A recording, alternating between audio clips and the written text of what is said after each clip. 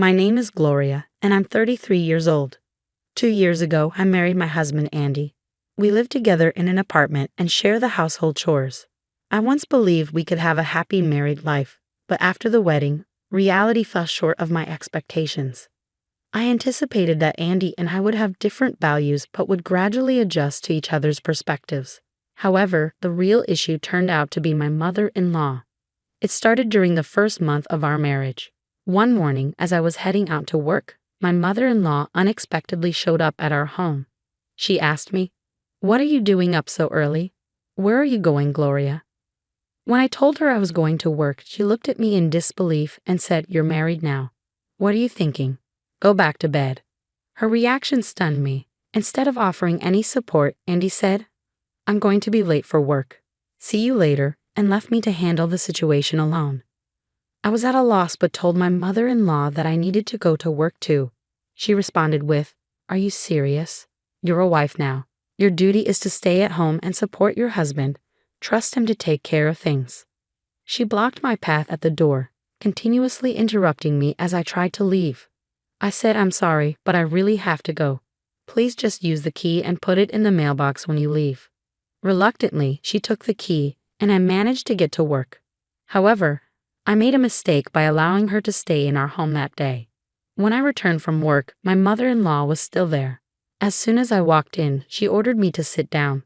With a stern look, she began lecturing me on what a wife should be like, repeating the same old values. Andy arrived home midway through the lecture, but by then, the damage had already been done. She made Andy sit down too and said, "You're the husband, so show some dignity. If your wife does whatever she wants, your family will fall apart." Andy kept apologizing to his mother, and I couldn't understand why he was so weak when it came to her. Times have changed, and my mother-in-law's old-fashioned values are her own. They don't concern us. Yet she showed up early in the morning, interfering in our lives, and even wanted me to quit my job. There was no reason for me to obey her, but it made me uncomfortable that Andy would always do as she said. After my mother-in-law left, I complained to Andy. "Why do you always listen to your mother? She's just forcing her idea of a perfect family on us. It's not right to be controlled like this." But Andy seemed to have always been weak against his mother. "I'm sorry, but I can't resist if she insists. Can't you just do what Mom says, just this once?" "That's impossible. You know how important my job is. Next time your mother comes over, I won't let her into the house." "No, you can't do that. Mom will get angry and blame me for not being able to control my wife." Andy's words made me angry again. "But it's true, isn't it? We're in this mess because you never stand up to your mother. Can you at least talk to your father and get him to make her stop?" "But Mom doesn't listen to Dad either, so..." "See, don't you see that your mother is full of contradictions? She said that if a wife does whatever she wants, the family will fall apart. But I thought to myself, she's the one actually causing the family to break down." When I said that, my husband got upset and glared at me, which was rare for him. "Don't speak badly about my mom," he said. I replied, "If you can stand up to me like that, I hope you'll show some strength in front of your mother too." But I knew it was my choice to marry Andy, and despite everything, I still loved him. So I decided to try harder to get along with my mother-in-law. Before Andy, all my previous boyfriends were bossy and controlling. I had many bad experiences with them. That's why I thought Andy, who was quiet and gentle, would make me happy. But in reality, he was too passive and unreliable, which became a problem. Still, I believed I could change the situation if I put in the effort. Since then, I've been trying to do both my housework and job perfectly. Yet my mother-in-law would still come over and complain, saying things like, "Aren't you neglecting the housework because you're working?" One day, I asked her to look around the house and said, "What do you think? I'm doing a good job with the housework, aren't I? Is there anything more I need to do?" She made a frustrated face and replied, "Isn't Andy helping you?" She then glared at Andy, and he turned pale, shaking his head quickly. He has never lied to his mother, so she believes everything he says.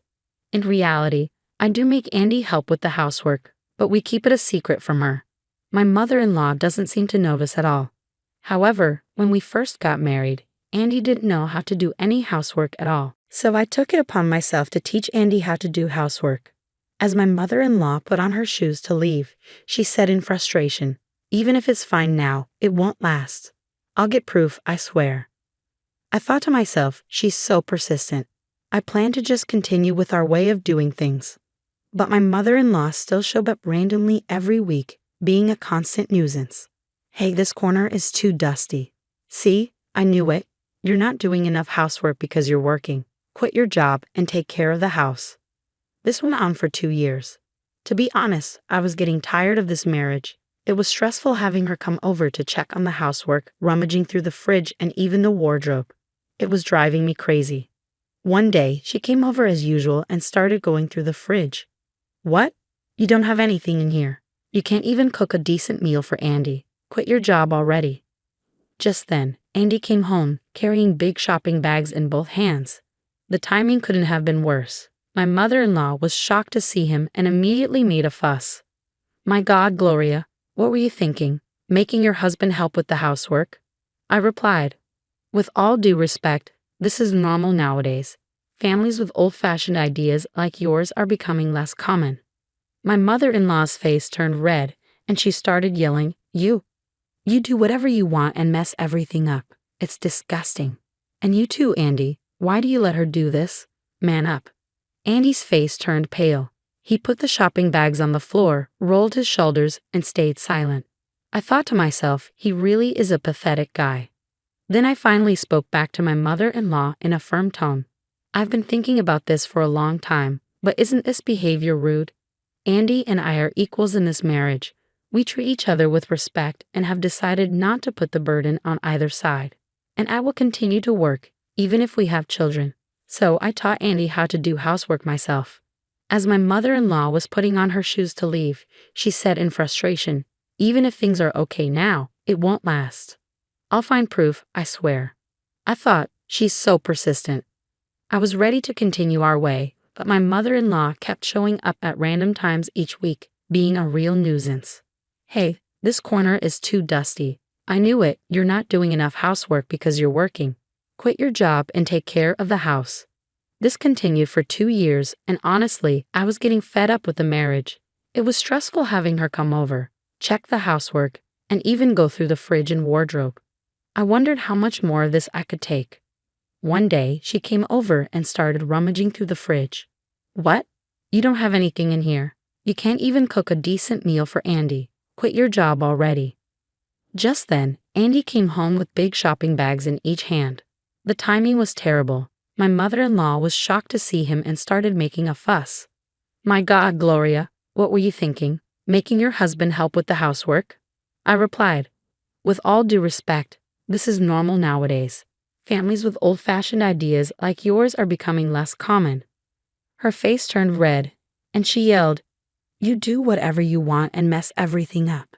Disgusting. And you too, Andy. Why do you let her do this? Man up. Andy turned pale, put the shopping bags on the floor, rolled his shoulders, and stayed silent. I thought, he really is pathetic. I then spoke back to my mother-in-law with a strong tone. I've been thinking about this for a long time, but isn't this behavior rude? Andy and I are equals in this marriage. We treat each other with respect and have decided not to place the burden on either side. I will continue to work, even if we have children. Then, with a blank expression on my face, I told her the truth. I'm going back to work after my maternity leave. What? She said, shocked. You're not just saying that to surprise me, are you? No, I'm not. Also, after I return to work, Andy is going to quit his job. We've decided that he will become a full-time stay-at-home father. Huh? What nonsense are you talking about? You're a mother, and you don't want to raise your own children. Well, my income is higher than Andy's. Of course, I'll support him while I work. We both agreed that it would be better for our children. At that moment, my mother-in-law began to tremble. She turned to me, her face filled with anger like I had never seen before. Impossible. That's unforgivable. I didn't raise Andy to be unhappy. I will make sure he divorces you for sure, she shouted before storming out of the apartment as if she were running away. When Andy came home from work, he had a grim look on his face. Mom was so annoying. She called me while I was at work, saying what we decided was wrong. I don't know what she'll do. She might do something crazy. Gloria, why don't you go back to your parents' house for a while and have the twins there? It was rare for Andy to suggest something, even when he proposed to me. I remember how he showed me the engagement ring while trembling and couldn't even say, "Will you marry me?" I appreciated his kindness and courage, so I agreed. "All right, I'll take your advice and do that." I told my parents about the situation and decided to have the babies in my hometown. While I was there, I called Andy every day. I remember the time when Andy and I were dating. We didn't see each other very often, so we used to call each other just like this. Now, even though things were tense, hearing his voice brought back those memories. My mother-in-law was still furious and even showed up with divorce papers. But Andy reassured her that he would never divorce me. He even made another suggestion that helped me feel more at ease. It was an incredibly tough time, but Andy held my hand and kept my spirits up the whole way. Eventually, I gave birth to our baby girls. Andy stayed at my parents' house with me until things settled down. After a while, he returned to our apartment on his own. Not long after, I received a phone call from my mother-in-law. "Hello, Gloria. Only Andy came back, and he didn't say anything about you. You're not planning to come back here, are you?" she asked, clearly irritated. "I'm coming home tomorrow with the babies," I replied. "No, don't come back. I don't want to see your face. You and Andy are getting a divorce anyway. Why don't you just stay with your parents? Andy went there to talk about the divorce, right?" she said, sounding excited. I chuckled and responded, "Please don't worry, but I don't think Andy will be seeing you anymore." There was a brief pause before she replied, "What? What are you talking about? Haven't you heard from Andy? It means that you and Andy are no longer mother and son." He went back to the apartment first to pack. "We're moving out tomorrow." "Haven't you noticed any moving boxes?" "No, I haven't seen anything like that. The room looks clean, but that's because Andy worked so hard to clean it," she said, sounding confused. Then I faintly heard Andy's voice in the background, as if the call was on speaker. His voice became clearer. "Sorry, Gloria. I didn't expect Mom to call you." "It's okay, don't worry about it," I said. "How's the packing going?" "Yeah, almost done. I thought it would be troublesome if Mom came and made a fuss," he replied. "So I sealed the boxes and closed them up." "Wow, that's great," I said. "I'm sorry I made you do all that." As we were talking, my mother-in-law suddenly started yelling. "What the hell are you talking about? Andy, don't tell me you're moving and cutting ties with me." I was about to explain when Andy interrupted. "No, you shut up, Mom. I've had enough. All you do is impose your own rules on us, and you don't realize how much trouble you're causing. I'm sick of it. That's why we've decided to cut ties with you. And when did you even make a duplicate key without our permission? Give it to me so I can return it to the management company." Andy's words stunned his mother. "What, Andy? You're divorcing Gloria, and now you're saying this to me?" "Divorce? I never said I'm divorcing Gloria. She earns more than me, and she's already explained that if she became a housewife, we couldn't have a stable family. The girls would have to sacrifice too much." My mother-in-law, still in shock, replied, "But it's just one income. Gloria's father and brother may run a company, but what does that have to do with her?" I finally spoke up, "I didn't tell you because I knew you'd make a big fuss. I work for my brother's company. He's starting another business soon, and I'm supposed to take over his company." "Huh? You mean a woman will be the president?" she asked, incredulous. "Yes, the president," I confirmed. "But for now, I'm more focused on supporting the company. I'll return to work after my maternity leave. I think we've talked about this before, I had told her this during our wedding planning, but it seemed she had forgotten. My mother-in-law was stunned into silence and didn't know how to respond for a long time. Then Andy spoke up. "Oh, by the way, Barry works for Gloria's brother's company. With your attitude, what do you think will happen to him?" Barry is Andy's second brother and a sales manager at my brother's company. I had met Barry at the wedding and found out he was Andy's brother. My mother-in-law's voice trembled as she said, "Oh my God, I'm so sorry.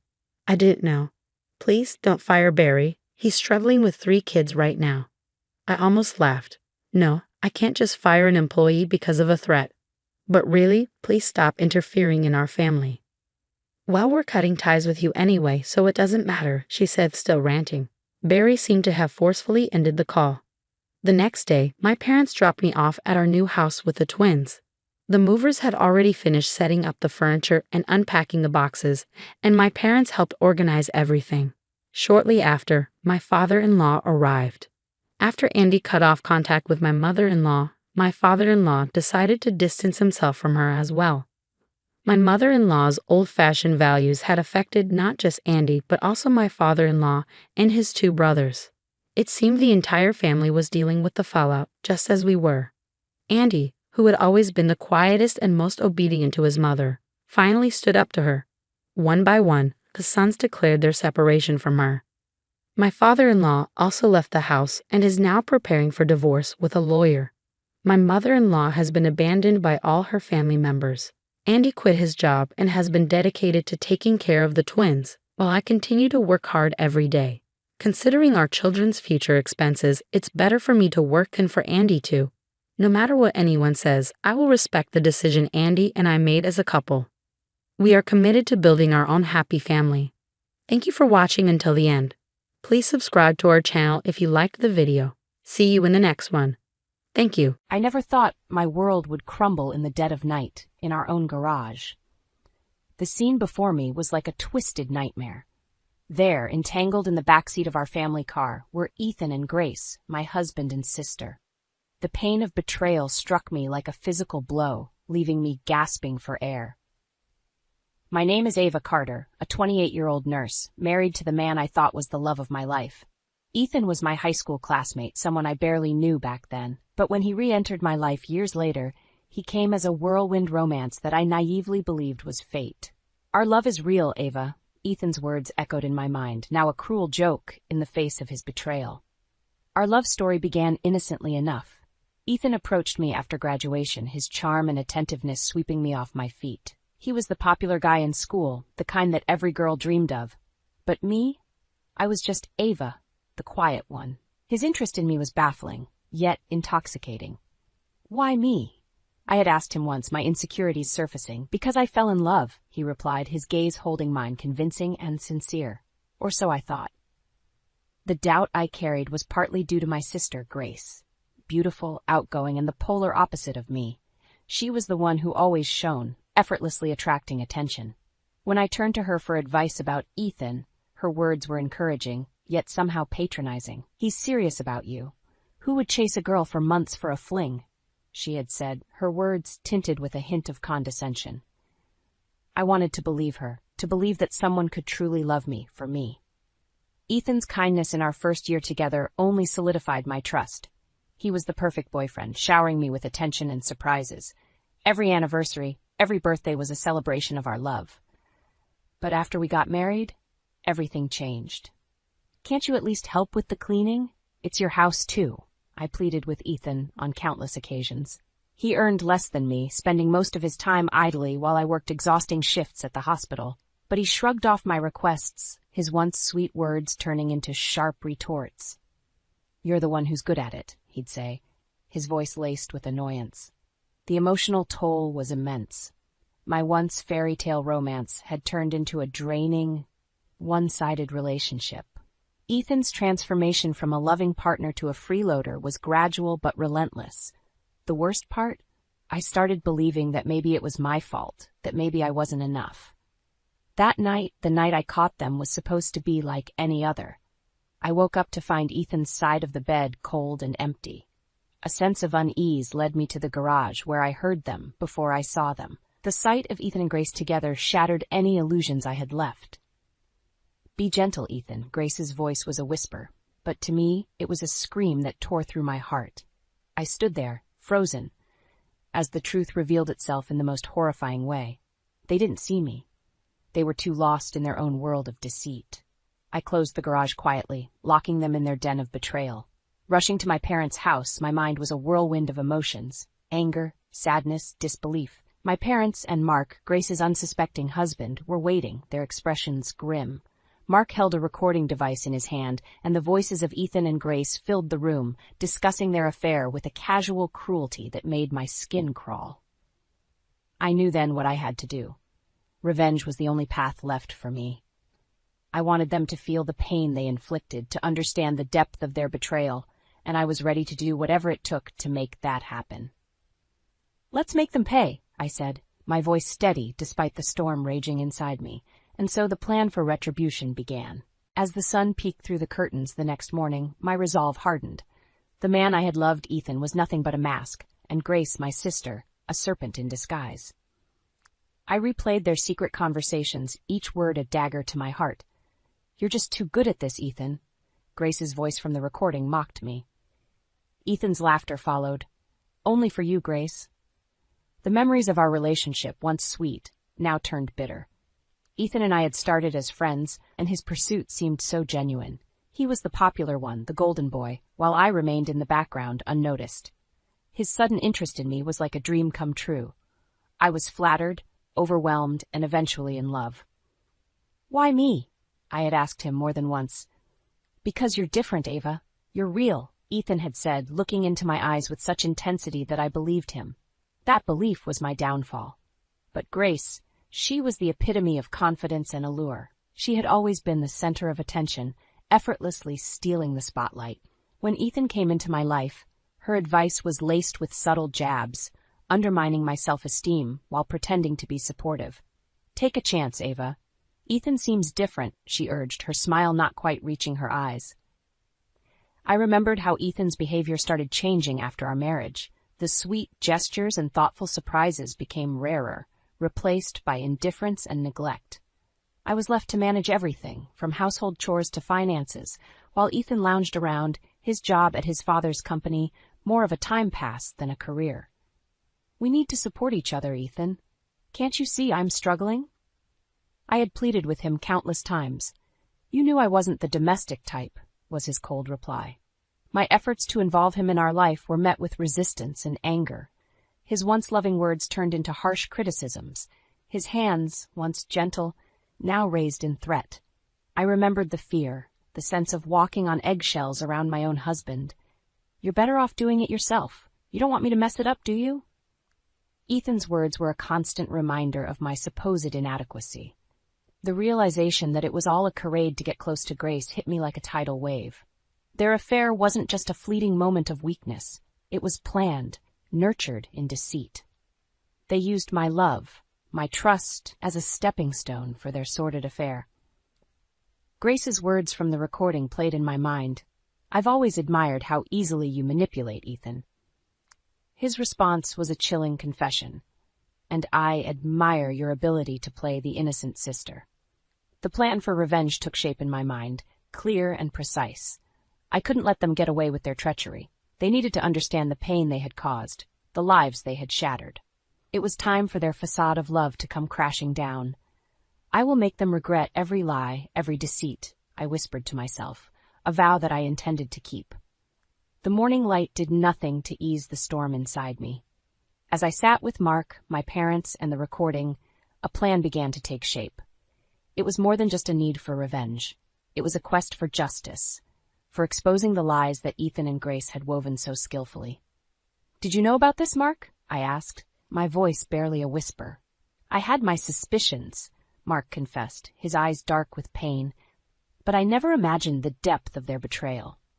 My parents, always supportive, looked at me with a mixture of sadness and resolve. "We're here for you, Ava, whatever you need," my father said, his voice firm. It was a surreal moment, hearing the supportive words of my family while grappling with the betrayal of those I had loved. Ethan's true nature was a bitter pill to swallow. He was no longer the man I married, but a stranger with a charming facade. Our anniversary, it was all a lie, wasn't it? The words tumbled out of me, a mixture of anger and heartbreak. "He never cared about the marriage, Ava. It was all a game to him." Mark's voice was heavy with unspoken emotions. The conversation shifted to the specifics of our revenge. It had to be meticulous, leaving no room for Ethan and Grace to escape the consequences of their actions. "We need to hit them where it hurts the most," I said, my voice steady despite the turmoil inside. "Financially and socially," Mark added, his mind already strategizing. The plan was simple yet effective. We would use the evidence of the affair to ruin their reputation. Ethan's job at his father's company would be the first target. With the recording and my testimony, it would be easy to convince his father of Ethan's true character. "Grace won't get away with this either," I said, a cold determination settling over me. Mark nodded. "I'll file for divorce and make sure she doesn't get a penny." The thought of confronting them was both terrifying and exhilarating. I wanted to see the shock on their faces when they realized their world was crumbling. I wanted them to feel a fraction of the pain they had caused me. "Let's do it. Let's bring them down," I declared, my voice filled with a newfound strength. My parents agreed, their support unwavering. "We'll stand by you, Ava, always," my mother said, her eyes glistening with tears. The meeting ended with a plan in place. It was time for Ethan and Grace to face the consequences of their actions. They thought they could use me and get away with it. They were wrong. I would make sure of that. The day unfolded with a tense anticipation. I waited for the moment when Ethan and Grace would realize their carefully constructed world of lies was about to collapse. My heart raced with a mix of fear and vindictive satisfaction. In the late afternoon, the confrontation took place. Ethan and Grace, looking disheveled and confused after being released from the garage, were summoned to my parents' house. They walked in, not knowing that their lives were about to change irrevocably. "What the hell, Ava? Why did you lock us in there?" Ethan's voice was filled with anger and confusion. Grace added, her voice dripping with feigned innocence, "Ava, we were worried sick about you. Why did you run off like that?" Their acting was almost convincing, but I knew better. "You're worried about me? That's rich, coming from you two," I replied, my voice cold and unwavering. Mark stepped forward, his presence commanding. "We know about the affair. All of it." Ethan and Grace exchanged a panicked look, their masks of concern quickly dissolving. "You have no proof," Ethan blurted out, his voice betraying his fear. "That's where you're wrong," Mark said, pulling out the recording device. The voices of Ethan and Grace filled the room, their intimate conversation echoing off the walls. The color drained from their faces as they listened to their own words, their affair laid bare for all to hear. This is illegal. You can't record us like that." Grace stammered, her composure shattered. I stepped closer, my anger boiling over. "You think that matters now, after everything you've done? You used me, Ethan. You used our marriage to get to my sister. And you, Grace, how could you do this to me? To Mark?" My voice was a mixture of rage and heartache. Ethan's defiance crumbled, replaced by a desperate plea. "Ava, please, I didn't mean for it to happen. It just did." "And you, Grace? What's your excuse?" I demanded, my gaze fixed on her. Grace's eyes darted around the room, seeking an ally, finding none. "It was a mistake, Ava. I never meant to hurt you." "A mistake? You call an ongoing affair a mistake?" My words were sharp, cutting through the room. Mark intervened, his voice calm but firm. "The marriage is over, Grace. I've already filed for divorce. And as for you, Ethan, your father will know about this. I doubt he'll want a son-in-law who cheats on his daughter with her own sister." Ethan's face went pale, the reality of his situation finally dawning on him. Grace began to sob, her tears failing to elicit sympathy from anyone in the room. "You two deserve each other," I said, the finality in my voice marking the end of the chapter that had been Ethan and Grace in my life. As they left, their pleas and cries echoing behind them, I felt a sense of closure. The path ahead would be challenging, but at least it would be free from their deceit. The revenge was just beginning, and I was ready for whatever came next. The aftermath of the confrontation left a bitter taste in my mouth. Ethan and Grace had left, their facades of innocence shattered. But it wasn't enough. The depth of their betrayal demanded more than just a revelation. It required retribution. Sitting around the dining table with Mark and my parents, we plotted our next moves. The air was thick with a sense of righteous anger, a collective desire to see justice served. "We need to ensure they truly understand the consequences of their actions," Mark said, his voice resolute. I nodded in agreement. "They can't just walk away from this unscathed." My father, usually a man of few words, spoke up. "Ethan's employment at his father's company is his lifeline. If he loses that, he loses everything."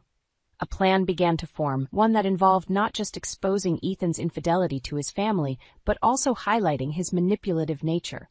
His father, a respected businessman, would not tolerate such a scandal. "And what about Grace?" my mother asked, her voice tinged with disappointment and disgust for her own daughter. "Her social standing, her lifestyle, it all hinges on her marriage to Mark," I said. "Once the divorce is finalized and the details of her infidelity become public, she'll lose it all." Mark nodded. "I'll make sure the divorce settlement leaves her with nothing. She won't be able to charm her way out of this." The conversation turned to the logistics of our plan. Mark had contacts who could expedite the divorce and ensure the affair was made public. My father knew people in the business community who would ensure Ethan's disgrace was well known. It was a meticulous plan, cold and calculated, but it was justified. Ethan and Grace had played with our lives, and now they would face the repercussions. "Are you sure about this, Ava?" my mother asked, concern in her eyes. "Yes," I replied, my voice steady. "They need to learn that actions have consequences. They can't just use people and expect to get away with it." As we finalized our plan, I felt a sense of empowerment. For too long, I had been the victim of their deceit, but now I was taking control. Ethan and Grace would soon learn the true cost of their betrayal, and I would be there to witness their fall. The following days were a whirlwind of activity as our plan was set into motion. Mark, with his connections, expedited the divorce proceedings and ensured that the details of Grace's infidelity became public knowledge. The reaction was immediate and scathing. Grace, once a social butterfly, found herself ostracized, her friends turning their backs on her in disgust. Meanwhile, my father used his influence to spread the word about Ethan's behavior. Soon enough, the scandal reached his father's ears.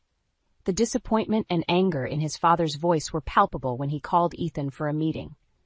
"I cannot believe you would stoop so low, Ethan," his father had said, according to what I heard later. "You have not only shamed yourself, but our entire family."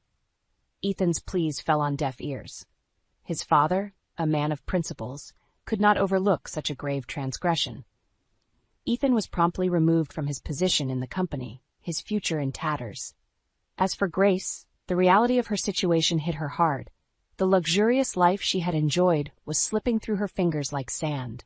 Her husband, whom she had deceived, was now her ex-husband, and he made sure she left the marriage with nothing but her personal belongings. The day of reckoning came when I encountered Ethan and Grace together, looking defeated and desperate. They had come, hoping for some form of forgiveness, a chance to explain themselves. "Ava, please, you have to understand," Ethan began, his voice trembling. "You don't get to ask for understanding, Ethan. Not after everything you've done." I cut him off, my voice cold and unyielding. Grace was next, her eyes brimming with tears. "Ava, I'm your sister. Please, can't we just talk about this?" "You ceased to be my sister the moment you betrayed me," I said, the finality in my voice leaving no room for argument. They tried to plead, to reason, but it was useless. The damage was done, their actions irredeemable. They had played a dangerous game and lost everything. "You both made your choices, and now you have to live with them," I said, turning away from their pleas. As I walked away, leaving them behind, I felt a sense of closure. The weight of their betrayal would no longer hold me down. They had received their due punishment, and I could finally move on. Ethan and Grace had thought they could manipulate those around them without consequence. But they were wrong. They learned the hard way that deceit and treachery come at a price they would now pay for the rest of their lives. In the weeks that followed, the dust began to settle. Ethan and Grace, now pariahs, faced the harsh reality of their choices. Their fall from grace was a tale whispered in hushed tones among our acquaintances, serving as a stark reminder of the consequences of betrayal and deceit. Meanwhile, I found myself in a period of reflection. The intense emotions that had fueled my desire for revenge gave way to a quiet introspection. I had sought justice, and in many ways I had achieved it. Yet, the victory was bittersweet. There was no joy in seeing the downfall of people I once loved, only a profound sense of loss and a desire to move forward. I threw myself into work, finding solace in the routine and the sense of purpose it brought. My colleagues noticed the change in me, a newfound strength and resilience that had emerged from the ashes of my old life. One day, after a particularly grueling shift, I sat down with a close friend and coworker, Lisa, who had been a pillar of support through everything. "You look different, Ava. Stronger," she commented, her eyes filled with a mix of concern and admiration. "I had to be," I replied, stirring my coffee absent-mindedly. "I couldn't let them destroy me." Lisa nodded, understanding. "And now, what's next for Ava Carter?" I smiled, a genuine smile that had been absent for too long. "I start living for myself. I rebuild, but this time on my own terms." The path to healing wasn't straightforward. There were days when anger and sadness threatened to overwhelm me, but with each passing day they became less potent. I began to rediscover parts of myself that I had lost in my marriage, my independence, my strength, and my capacity for joy. Months passed, and life found a new rhythm. Ethan and Grace became distant memories, occasional whispers in the wind that no longer had the power to hurt me. My relationship with my parents and Mark grew stronger, forged in the fires of adversity. We had faced a storm together, and it had brought us closer. As for love, I was cautious. The scars of betrayal were still there, but they were healing. I knew that someday I would be ready to open my heart again, but for now, I was content in finding peace within myself. Sitting in the park one sunny afternoon, watching the world go by, I realized that I had come a long way. The journey had been painful, filled with trials and tribulations, but it had led me to a place of understanding and acceptance. I had learned that revenge, while satisfying in the moment, was not a path to true happiness. True strength lay in forgiveness, in the ability to let go of the past and embrace the future. As I looked up at the clear blue sky, I felt a sense of hope, a belief that the best was yet to come. The past could not be changed, but the future was mine to write. And with that thought, I stood up, ready to face whatever life had in store for me, with a heart that was healing and a spirit that was unbroken. The room was suffocating, the air thick with unspoken truths and veiled accusations. I stood across from Marcus, my husband of 5 years, the man who once promised to be my rock, now the source of my deepest turmoil. "Marcus, we need to talk about your mother, Helena," I said, my voice steady despite the storm brewing inside me. He sighed, a dismissive sound that had become all too familiar. "Evelyn, can we not do this now? I've had a long day." "This can't wait," I insisted. "Every time we visit your parents, your mother corners me about why we haven't had kids yet. You know why, Marcus. You said you didn't want them, but to her, I'm always the one at fault." Marcus avoided my gaze, focusing on a spot just past my shoulder. "You know how she is, Evelyn. Just let it go." "Let it go?" My voice rose, a mixture of frustration and disbelief coloring my words. "I can't keep being the scapegoat for a decision we both made." He finally looked at me, his expression an unsettling blend of annoyance and detachment. "You're making a big deal out of nothing. She's just being a mother. You wouldn't understand." That stung. I wouldn't understand? Because I don't have children or because I don't work anymore? The memory of my old job as a marketing consultant flashed in my mind. I had left it at 32, plagued by health issues exacerbated by stress. Now 35, I was healthier, but trapped in a different kind of stress, one that Marcus seemed oblivious to.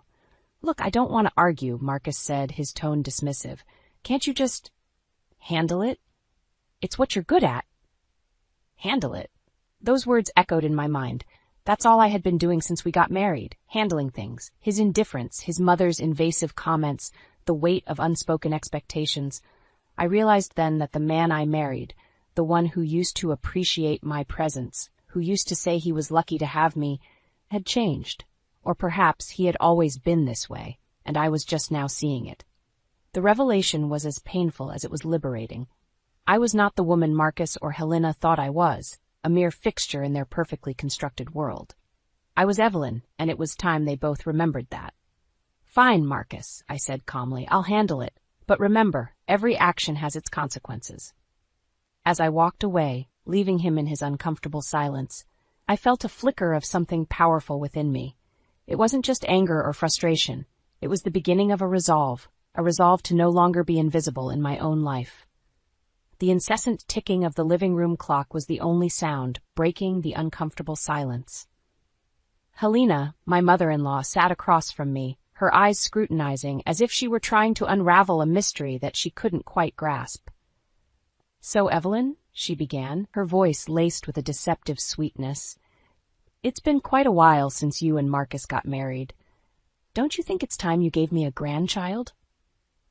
The question, repetitive and invasive, hit me like a physical blow. It wasn't the first time she had broached the subject, and each time she made sure Marcus was conveniently absent. I took a deep breath, trying to maintain composure. "Helena, as we've discussed before, this is a private matter between Marcus and me." "Oh, but you're the woman in this relationship," she countered sharply. "It's your duty to bear children.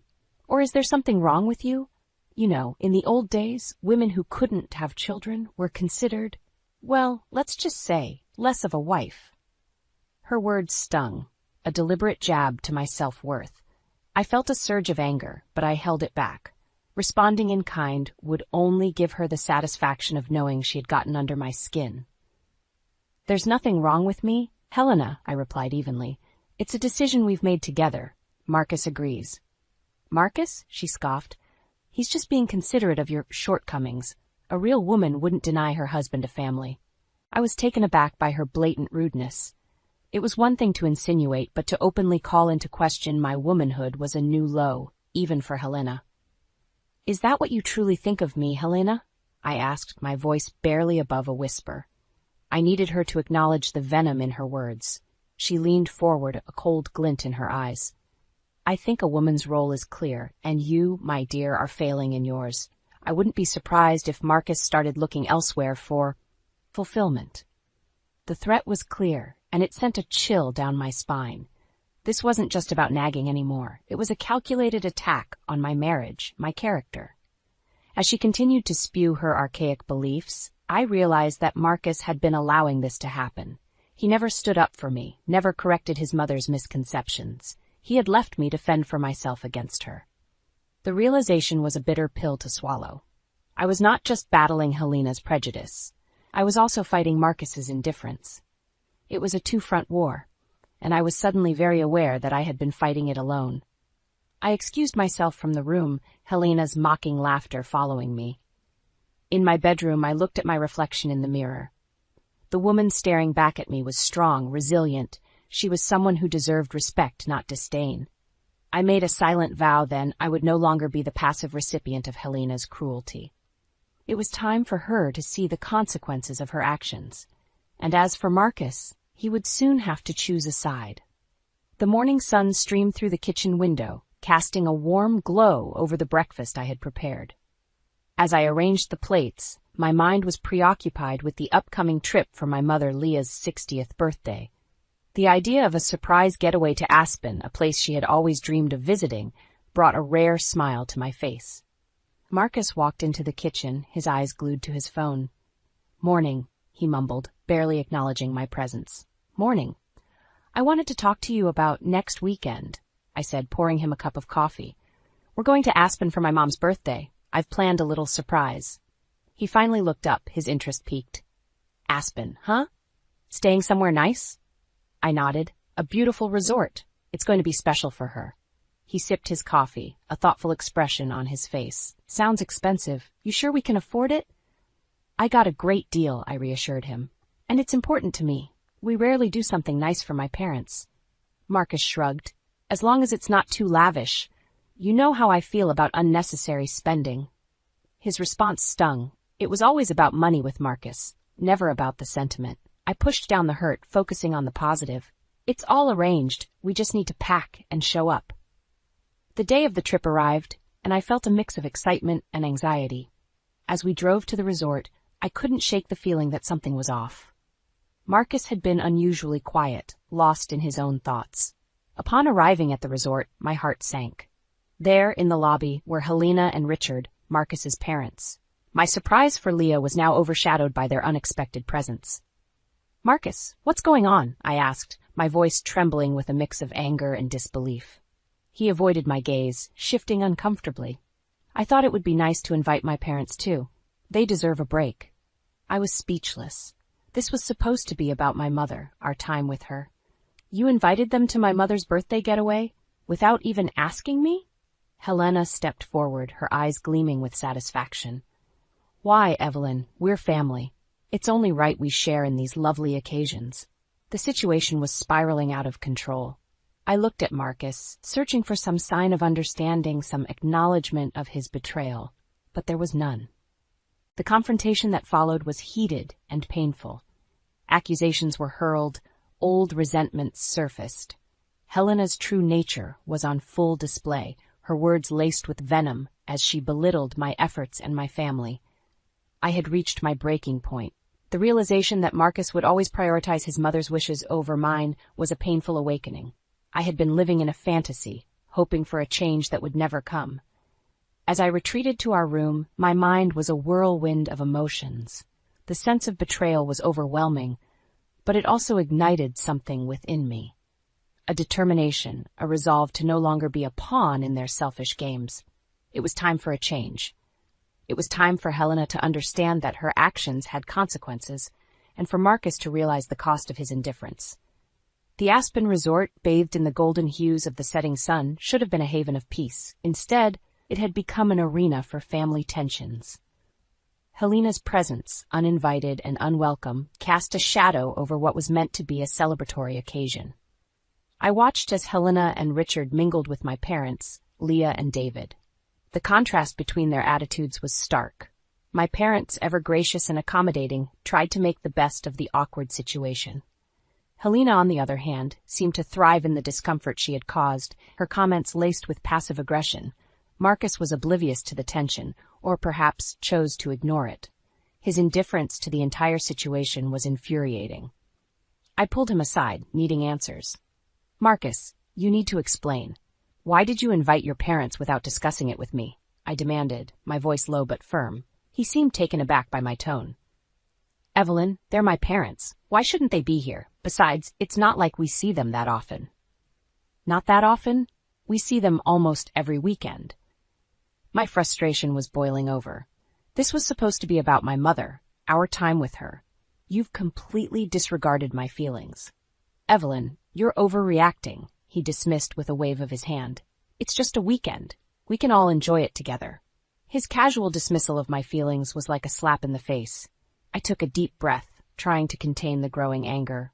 "This isn't just about the weekend, Marcus. It's about respect, something you clearly lack." Before he could respond, Helena's voice cut through the air. "Evelyn, dear, are you causing trouble again? You should be grateful we're here to liven up this little gathering."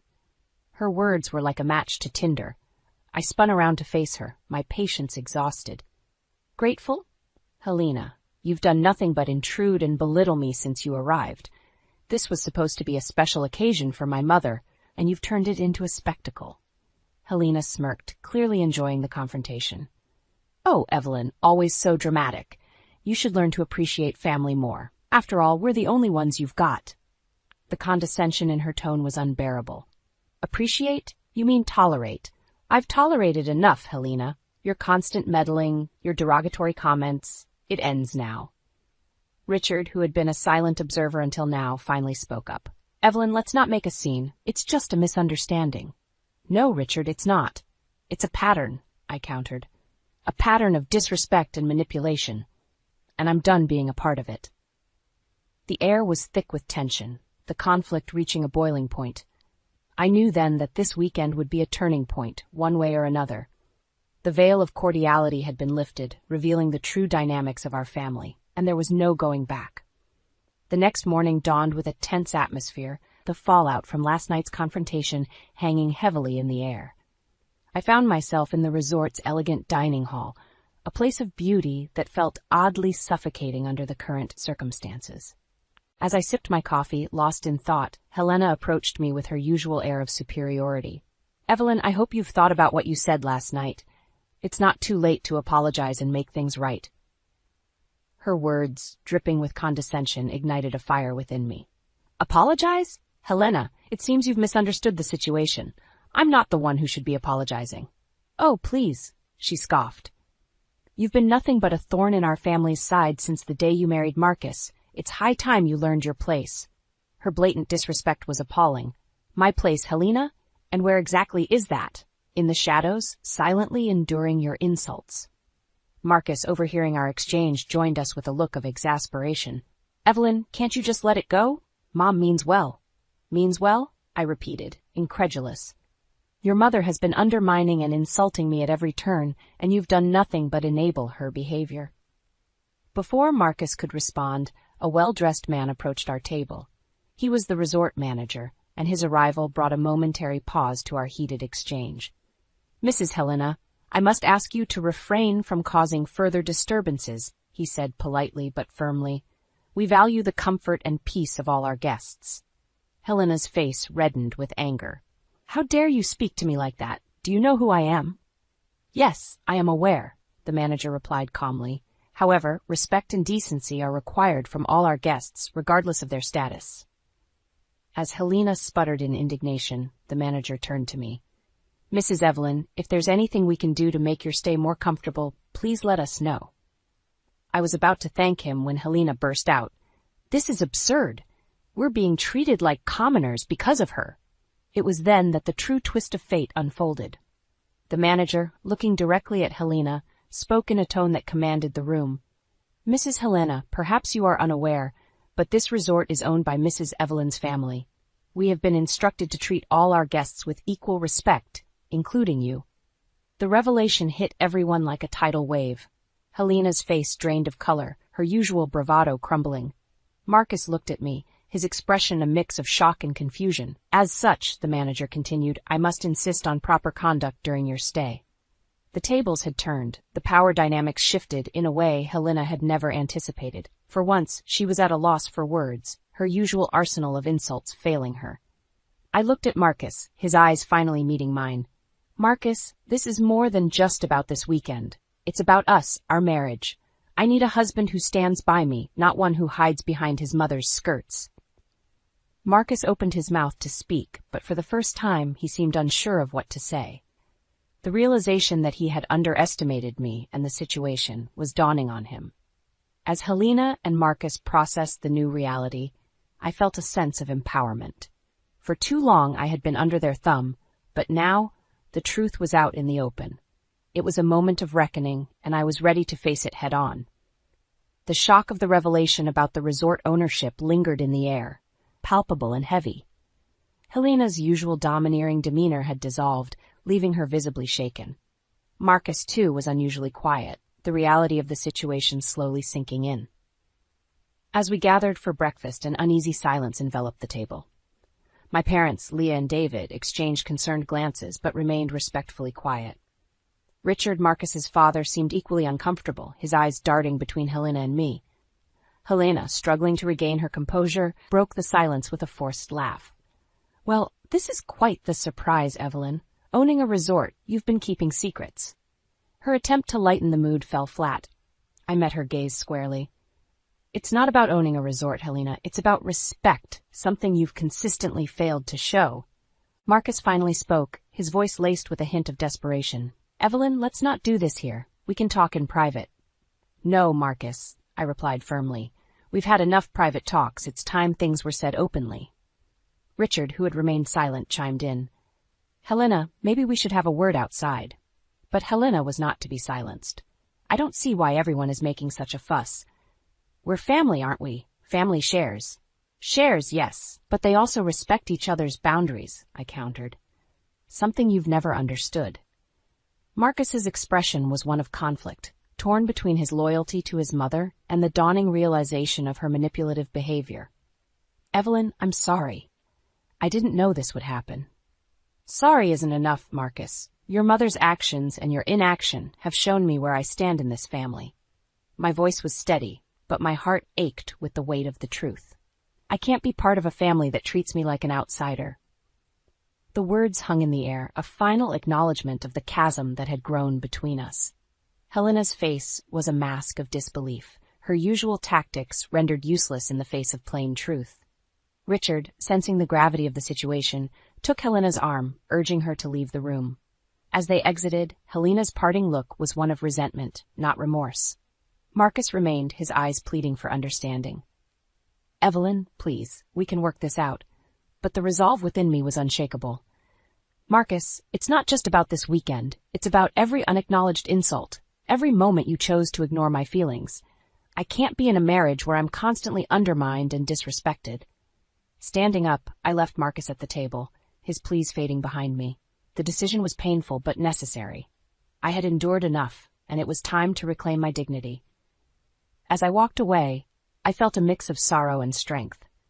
The path ahead would be challenging, but for the first time in years, I felt in control of my destiny. In the weeks following the tumultuous weekend at the resort, life had taken an unexpected turn. The decision to end my marriage with Marcus, though agonizing, brought a newfound sense of freedom. I had chosen to walk away from a relationship that had become a shadow of what it once promised. As I sat in the cozy office of the resort, now my place of work, I reflected on the events that led me here. The resort, a family legacy, had offered me a sanctuary and a new beginning. Working here wasn't just a job, it was a reclamation of my identity, away from the shadows of Helena and Marcus's influence. The door opened, and my uncle, the owner of the resort, and a man I deeply respected, walked in. "Evelyn, how are you settling in?" he asked, his eyes warm with genuine concern. "Better than I expected," I replied, smiling. "Thank you for this opportunity, Uncle. It means more than you know." He nodded, understanding the unspoken words.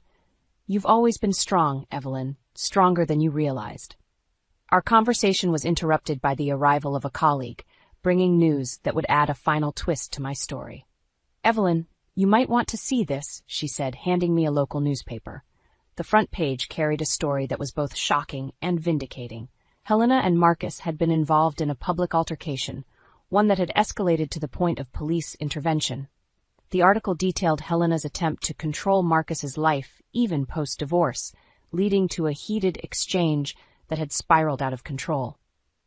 As I read the article, a mix of emotions washed over me.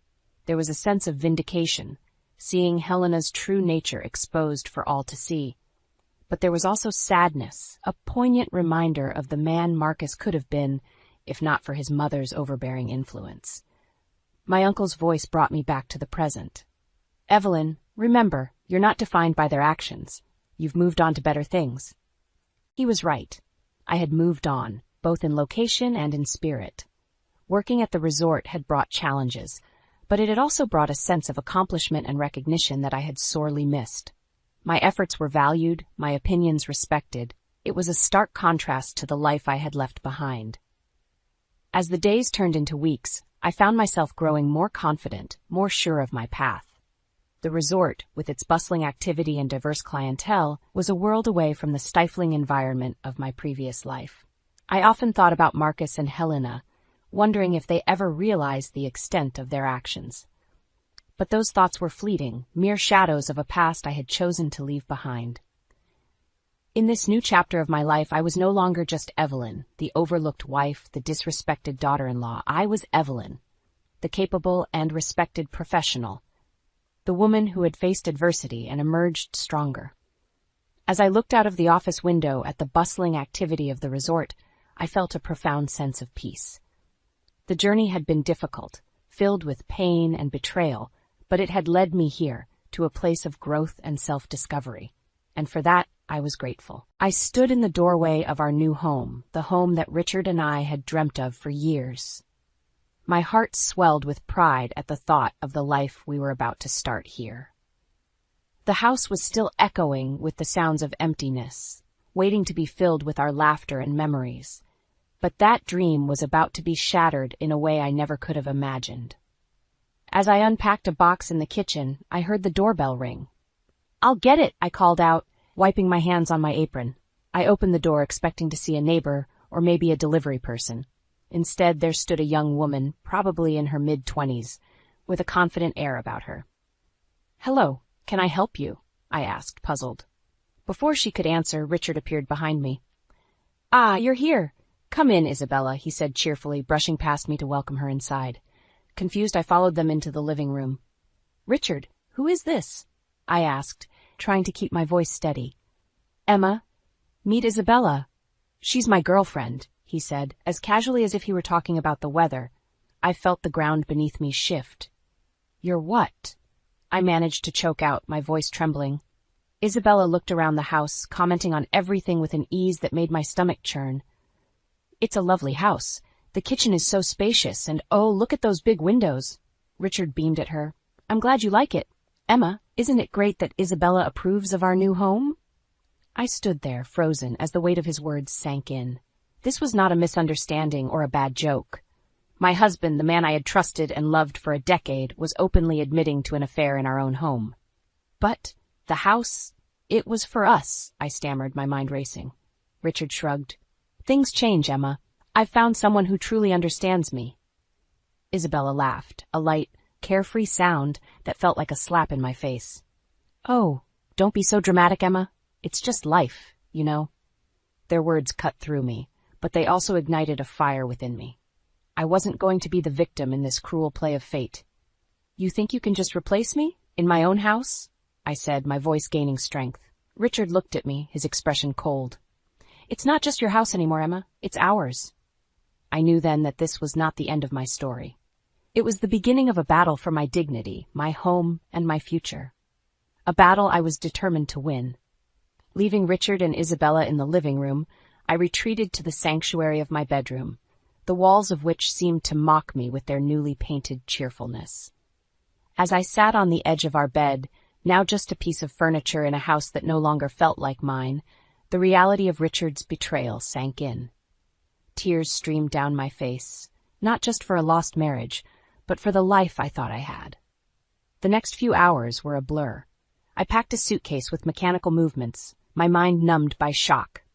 Each item I placed inside felt like a piece of my heart being torn away. I couldn't bear to stay in the house a moment longer. Arriving at my parents' house was like stepping into a different world. The familiar warmth and comfort contrasted sharply with the cold betrayal I had just left behind. My mother opened the door, her face lighting up with joy, which quickly turned to concern when she saw the suitcase and my tear-streaked face. "Emma, what happened? Why are you here with your suitcase?" she asked, her voice filled with worry. I tried to speak, but the words wouldn't come. The dam of emotions I had been holding back broke, and I collapsed into her arms, sobbing uncontrollably. She led me inside, her presence a soothing balm to my shattered soul. It wasn't until much later, when my sobs had subsided into sniffles, that I managed to recount the day's events. I told her about Isabella, about Richard's betrayal, and the painful realization that my marriage was a lie. My mother listened in silence, her eyes reflecting the storm of emotions I felt. Anger, sorrow, disbelief, they all flickered across her face as she processed what I had said. "When did it start, Emma?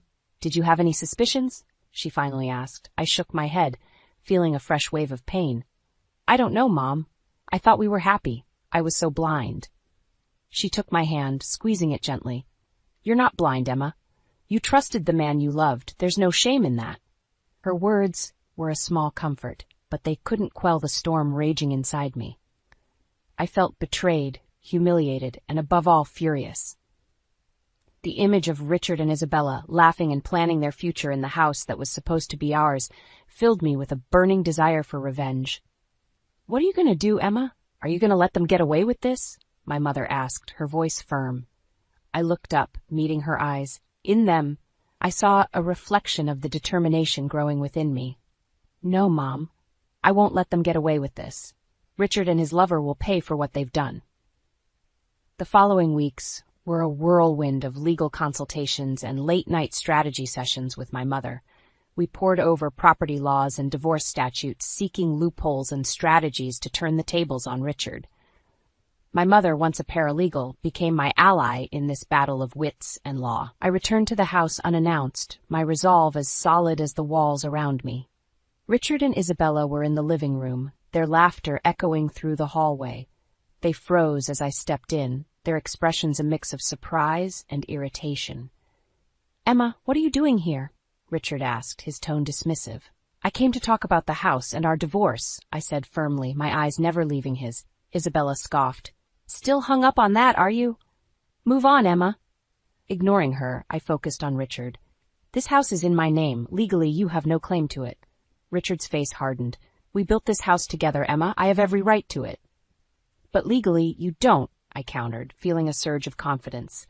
"And as for the divorce, I'll make sure it reflects your infidelity." Isabella laughed, a harsh sound that grated on my nerves. "You think you can intimidate us with legal threats? Grow up, Emma." Richard stood up, his posture tense. "You're out of your depth here.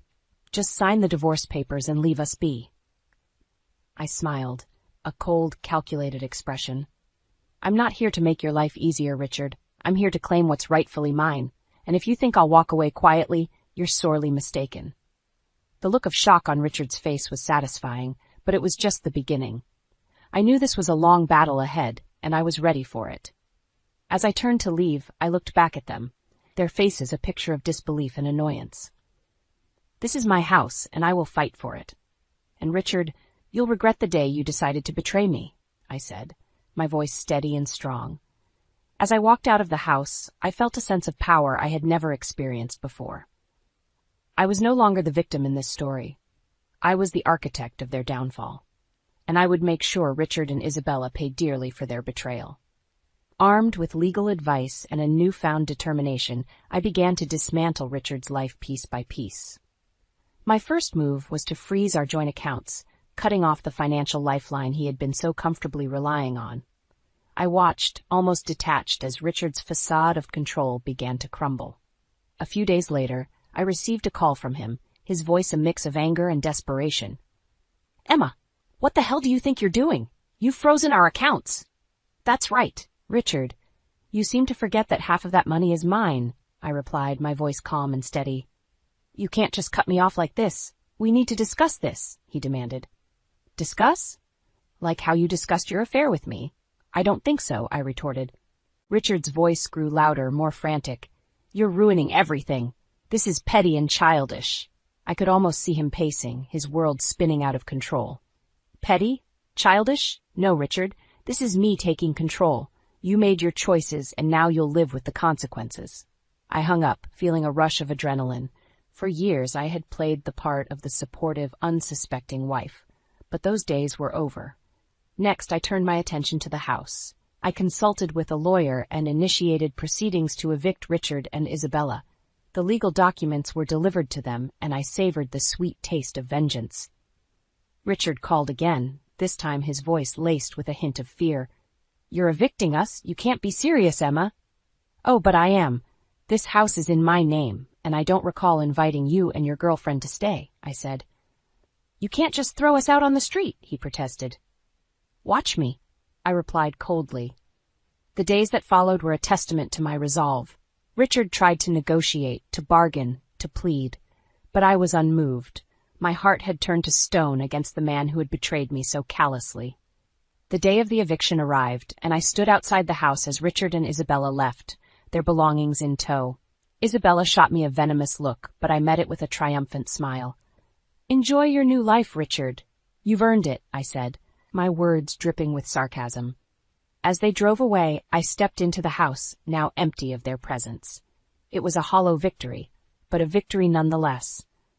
I had taken back control of my life, and it was just the beginning. Richard and Isabella had underestimated me, and they were now paying the price. With Richard and Isabella out of the house, I focused on the next phase of my plan. I started by changing the locks and installing a new security system, erasing every trace of Richard from what was once our shared space. The house, which had been a symbol of our life together, was now solely under my control. My lawyer and I then began the process of negotiating the divorce settlement. I insisted on a meeting with Richard, wanting to see the impact of my actions face to face. The day of the meeting, I arrived early, composed and ready. Richard walked in, a shadow of his former confident self. His eyes met mine, and for a moment I saw a flicker of the man I had once loved, but it vanished as quickly as it appeared, replaced by bitterness and resentment. "Emma, let's be reasonable about this," he started, his voice strained. "Reasonable? Like how you were reasonable when you brought your lover into our home." I countered sharply. He shifted uncomfortably. "That was a mistake, I know, but we can still settle this amicably." I leaned forward, my gaze unwavering. "Amicable is off the table, Richard. You lost that option when you decided to betray me." The negotiations were tense, with Richard trying to salvage whatever he could. But I was unyielding. In the end, we reached a settlement heavily in my favor. Richard would have to liquidate most of his assets to meet the terms. As he signed the papers, his hand trembling slightly, I felt a sense of satisfaction. This was more than just a legal victory. It was a moral one. After the meeting, I received a call from Isabella. Her voice was high-pitched and frantic. "Emma, you can't do this to us. You're destroying our lives," she cried. I replied coldly, "Your comfort was never my concern, Isabella. You and Richard made your bed. Now you get to lie in it." "But we have nothing now. How could you be so heartless?" she wailed. "Heartless? You expect sympathy from me? I'm giving you exactly what you deserve," I said, hanging up the phone. In the weeks that followed, I watched as Richard's life unraveled. His financial woes, compounded by the divorce settlement, left him struggling to keep afloat. Isabella, once so confident and carefree, became a frequent figure in heated arguments outside my lawyer's office. I had taken back control, not just of my home, but of my life. Richard and Isabella were now mere players in a game they had no hope of winning. The tides had turned, and I was the one setting the course. The months following the divorce were a testament to the change in our fortunes. I rebuilt my life, slowly filling the empty spaces in the house with new memories, while Richard's world seemed to crumble around him. One day, I received an unexpected visit from Richard. He looked disheveled, a far cry from the confident man he once was. His eyes had a desperate look as he stood on my doorstep. "Emma, please, we need to talk," he pleaded. I crossed my arms, blocking the doorway. "What is there to talk about, Richard?" "It's about the settlement. I can't afford it. I'm drowning in debt," he said, his voice breaking.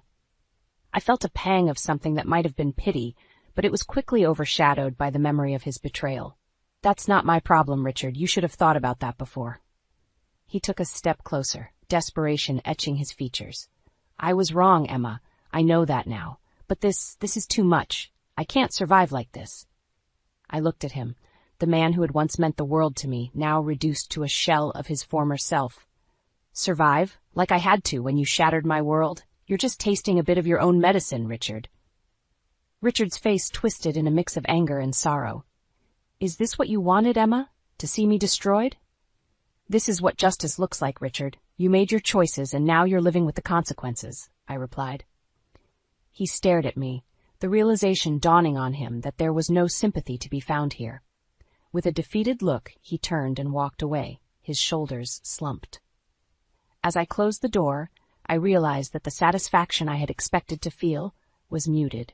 Watching Richard's downfall was a hollow victory. It didn't bring back the years of trust and love that had been lost, nor did it erase the pain of betrayal, but it was a necessary closure. I had stood up for myself, fought back against injustice, and reclaimed my life. It was time to move on, to leave the past and its pain behind. In the quiet of my home, I knew that the battle was over. I had won, not just against Richard, but against the helplessness that had once threatened to engulf me.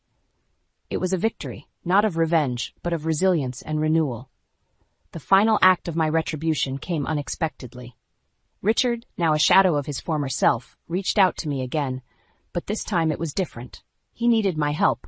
We met at a coffee shop, a neutral ground far from the memories of our shared past. Richard was late, and when he arrived, he looked more haggard than ever.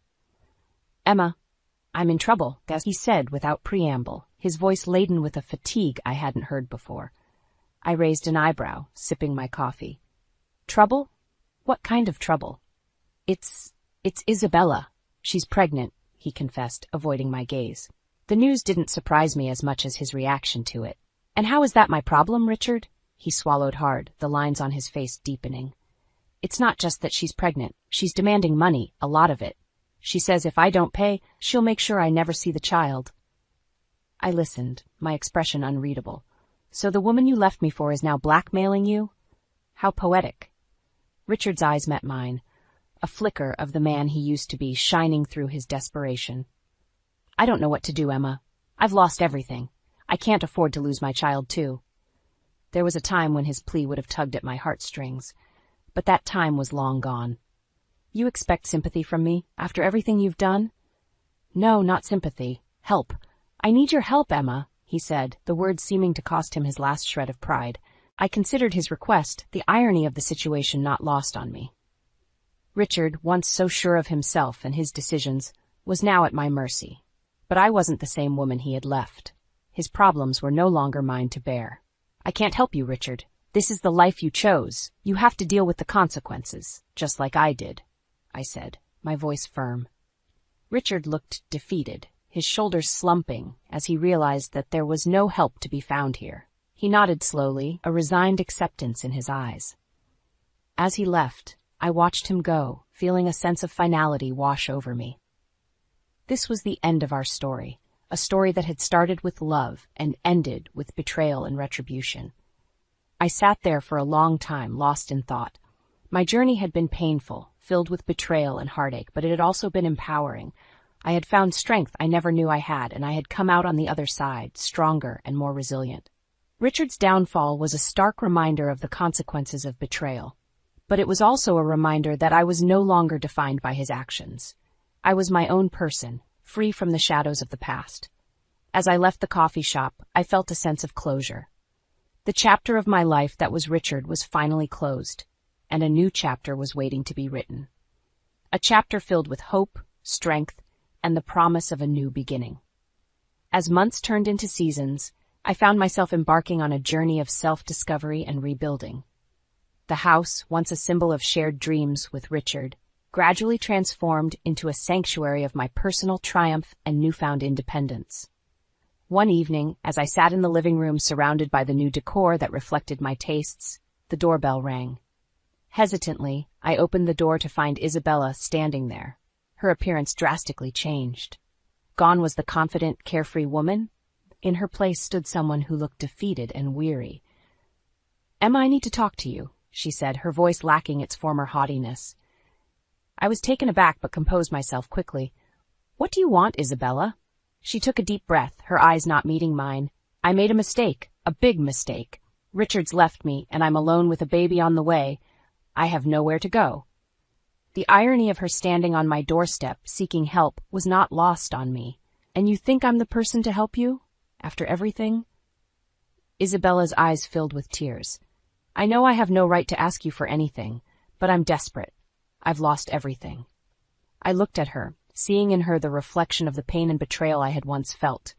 But where Richard had ignited a fire of retribution in me, Isabella's plight stirred a different emotion. "Isabella, the choices we make define us. You made your choice when you got involved with a married man," I said, my voice steady. She nodded, a tear rolling down her cheek. "I know, and I'm paying for that choice now. I didn't know where else to go." I sighed, feeling a sense of closure and compassion that surprised me. "I can't change the past, Isabella, nor can I forget it, but I believe in second chances. I'll help you, but not because of Richard or our past. I'm doing this for your child, who shouldn't suffer for our mistakes." Isabella looked up, a glimmer of hope in her eyes. "Thank you, Emma. I don't know how to repay you." I shook my head. "You don't owe me anything. Consider this a new start for both of us."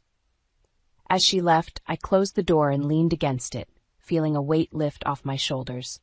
Helping Isabella was the final step in letting go of the bitterness and pain. It was a gesture not of forgiveness but of release. Standing in my home, I realized that I had not only survived the storm but emerged stronger. I had faced betrayal, fought for justice, and found a way to move forward with grace and dignity.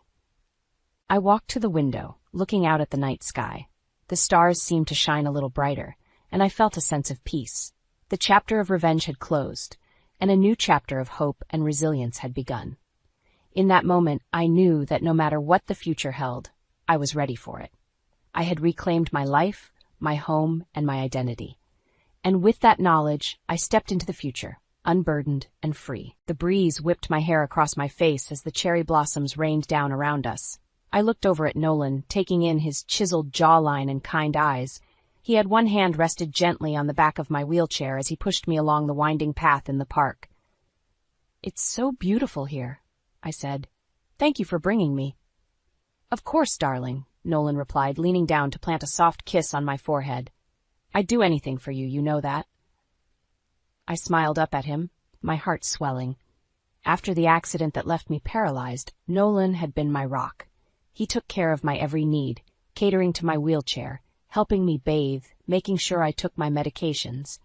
I didn't know what I would do without him. We continued through the park, the pavement smooth beneath my wheelchair. Up ahead, the path sloped downwards towards a small bridge crossing a stream. "Oh, look, the bridge," I said. "Let's stop for a moment once we cross." "Of course," Nolan said, his voice suddenly tense. As we started down the slope, he pivoted my chair sideways. Before I could ask what he was doing, he leaned down, his lips nearly touching my ear. "I'm bankrupt," he whispered harshly. "I've blown through your inheritance. I need that life insurance money if we're going to live comfortably." My heart dropped into my stomach, his words registered. "What are you saying?" I gasped. "I'm so sorry about this, darling." With that, he shoved my wheelchair forward with immense force. I screamed as I hurtled down the steep slope, bracing myself as the wheelchair hit the bottom and flipped over, tossing me onto the hard ground. Sharp pain radiated through my body and my vision blurred. "Nolan!" I tried to shout, but it came out as a whimper.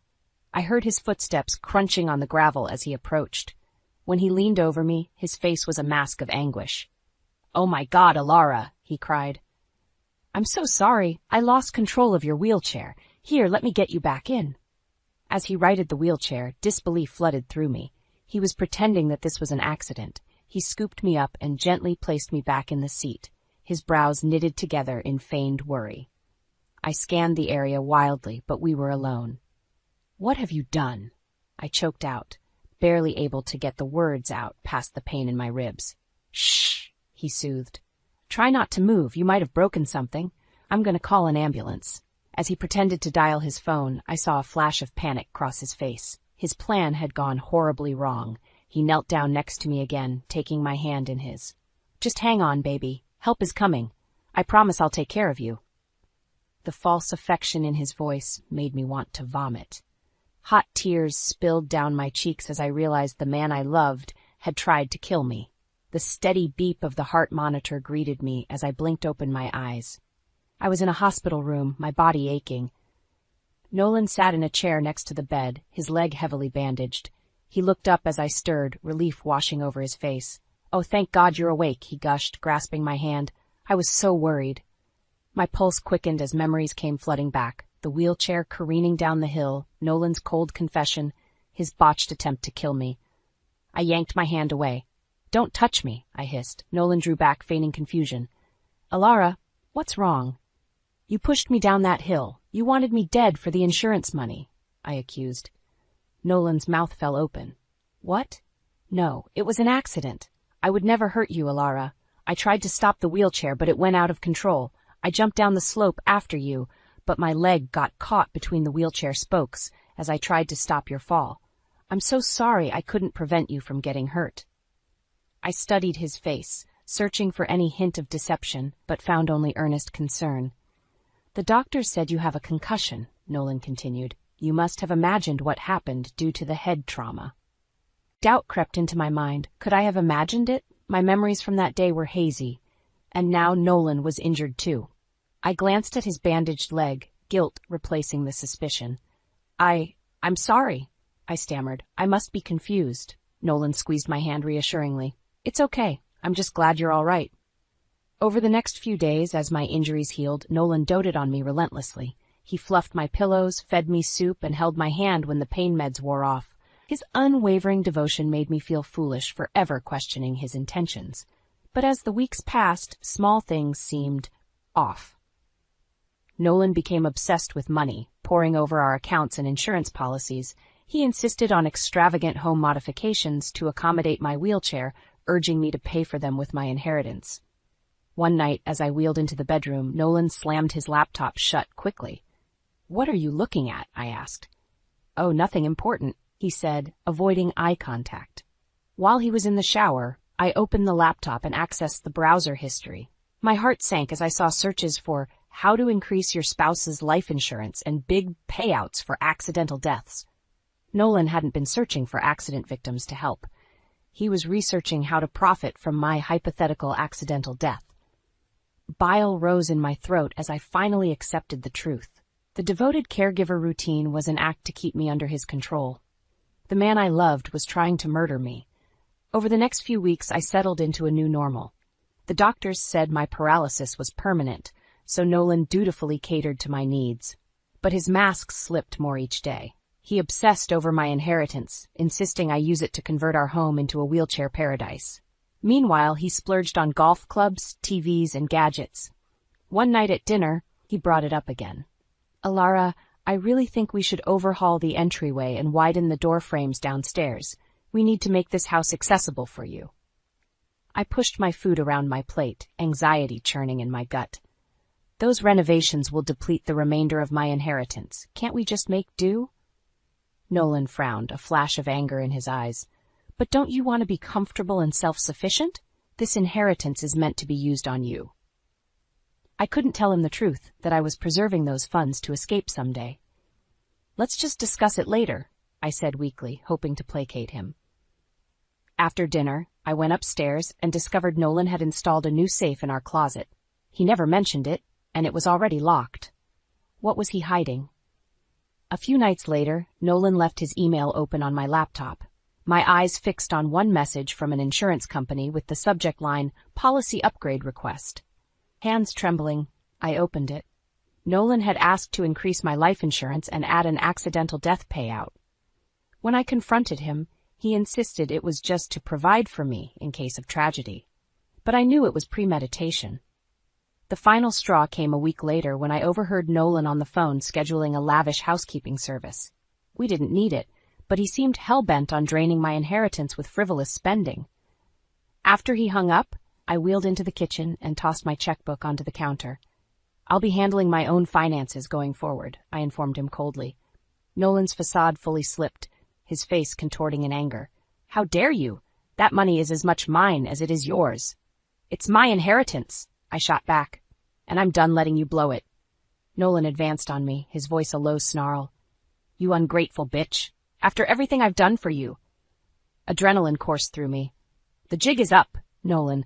I won't let you steal my inheritance while you plot my murder." Rage blazed in his eyes, but he quickly masked it. "Don't be ridiculous," he sneered. "I'll never understand your paranoia. But fine, manage your own money. It doesn't change my love and devotion." His duplicity infuriated me further, but I held my tongue. I needed to protect my finances at all costs until I could find a way out. Over the next few weeks, money became a battleground in our home. I took over the finances, carefully tracking every penny. When Nolan demanded I hire his lavish housekeeping service, I refused. "We don't need it," I said firmly. "I can handle the cleaning." Nolan's face darkened. "But in your condition." "I'm fine," I cut him off.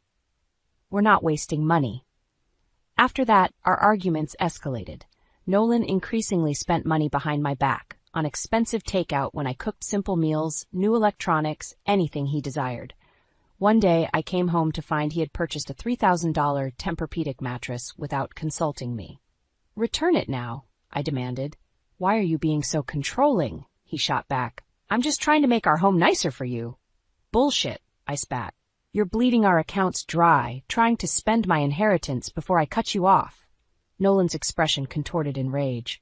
For a moment, I thought he might hit me, but he quickly smoothed his face into a mask of polite concern. "Elara, I'm worried about you," he said gently. "This obsession with money isn't healthy.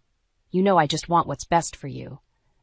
I wanted to scream at his pathetically transparent manipulation, but I held myself in check. Over the next week, small amounts of cash began disappearing from my purse. $20 here, $50 there. I knew Nolan was taking it. Meanwhile, the utilities and credit card bills skyrocketed without explanation.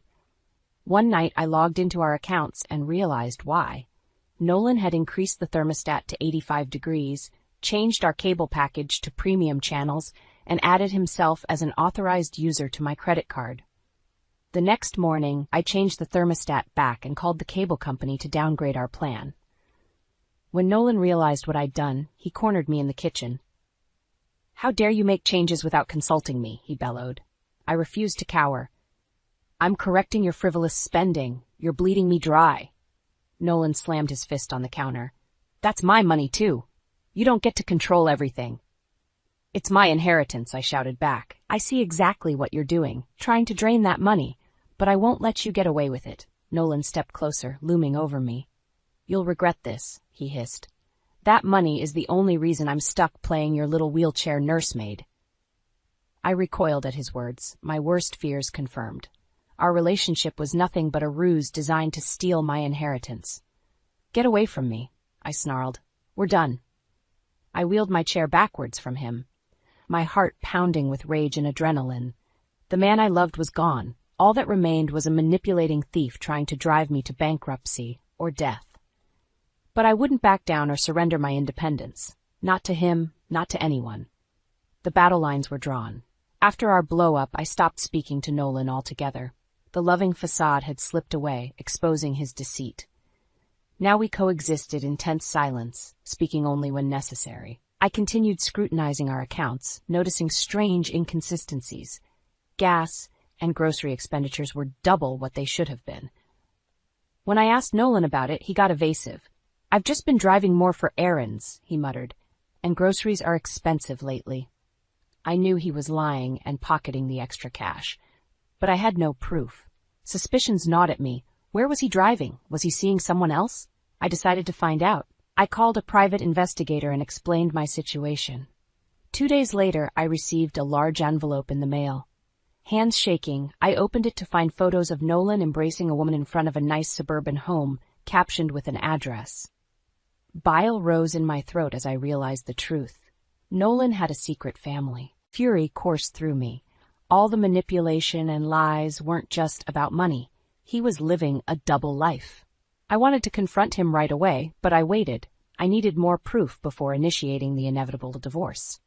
A few days later, the investigator provided bank records indicating Nolan had purchased the other home outright and was funneling money into a joint account with the other woman. Her name was Celia.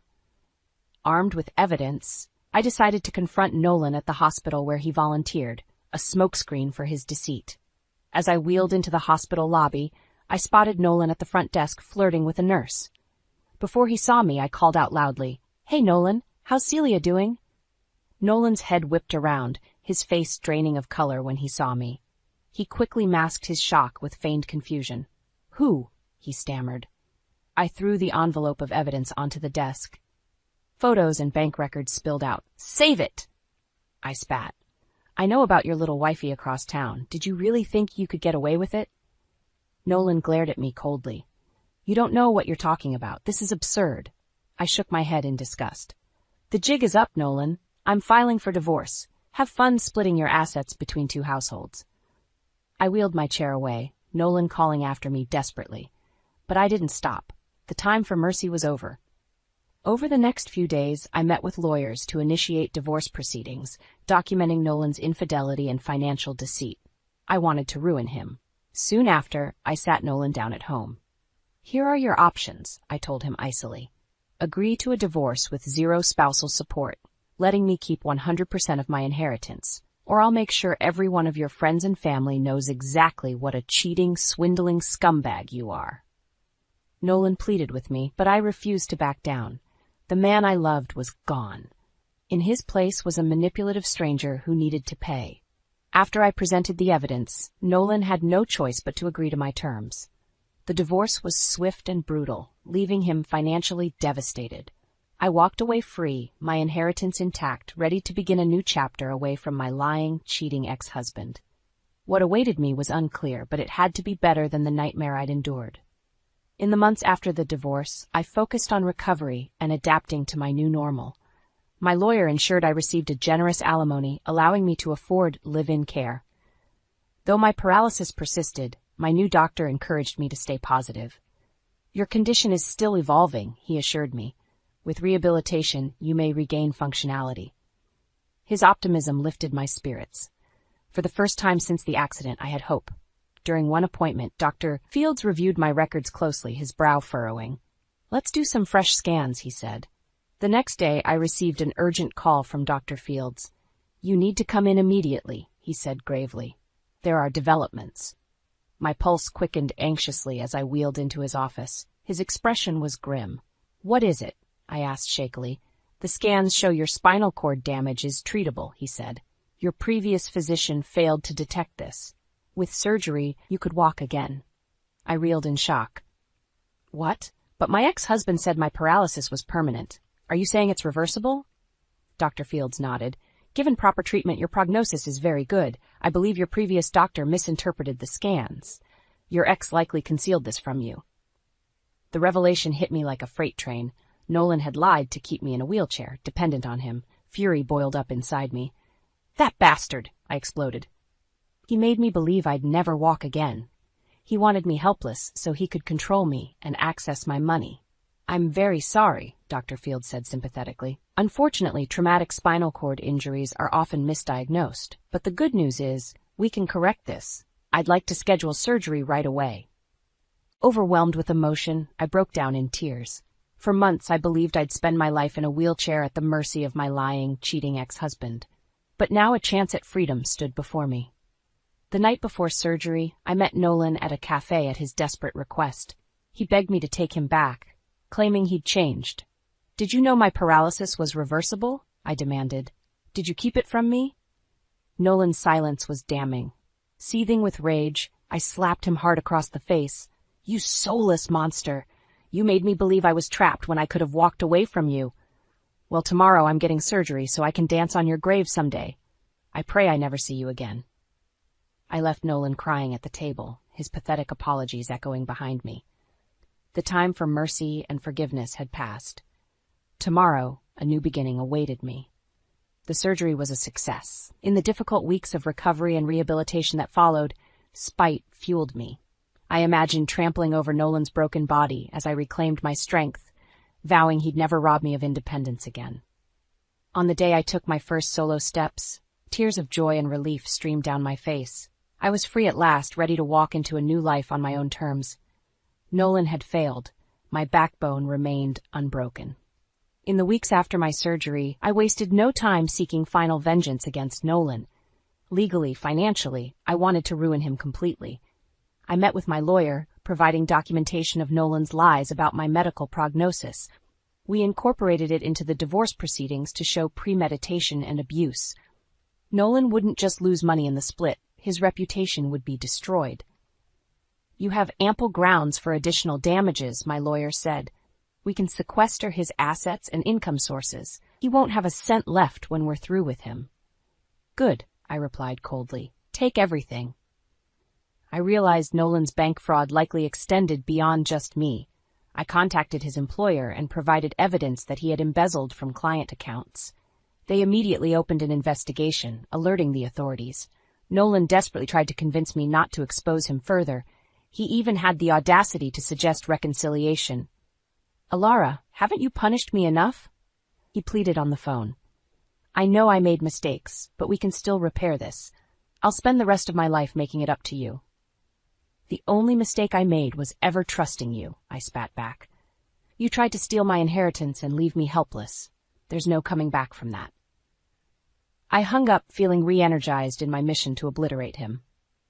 The next day, I called his half-sister, Layla, who he always clashed with. I told her everything, from the infidelity to the financial deceit. "I knew he was selfish, but this is unbelievable," she fumed. "What a wretched snake. He's dead to me. I'll make sure everyone knows what a vile pig he is." In the weeks that followed, Nolan's life unraveled spectacularly. Friends and family shunned him. He lost his job once the fraud was exposed. Even Celia kicked him out once she learned what he did to me, disgusted by his abhorrent behavior. The divorce finalized with me receiving 80% of our shared assets plus permanent alimony payments, money he no longer had. He'd be financially ruined for years. My lawyer called one final time. "It's done," he said with satisfaction. "Your ex-husband is destitute. His reputation is shredded. You won't be hearing from him again anytime soon." A surge of relief and joy coursed through me. The bitter seeds I'd sown had bloomed into Nolan's complete destruction. He was finally reaping what he deserved, and I was forever free from his poisonous hold on my life. The day my divorce from Nolan was finalized, I walked out of the courthouse with my head held high, the sunlight warming my face. The settlement had been everything I wanted. Nolan was left penniless and alone, forced to start anew with nothing but his wretched self. In the months that followed, I reveled in my freedom and independence. I returned to work, reconnected with old friends, traveled to places I'd always dreamed of seeing. Whenever despair crept in, I repeated my mantra, "Nolan has no power over you now." My new therapist helped me process the emotional trauma I'd endured.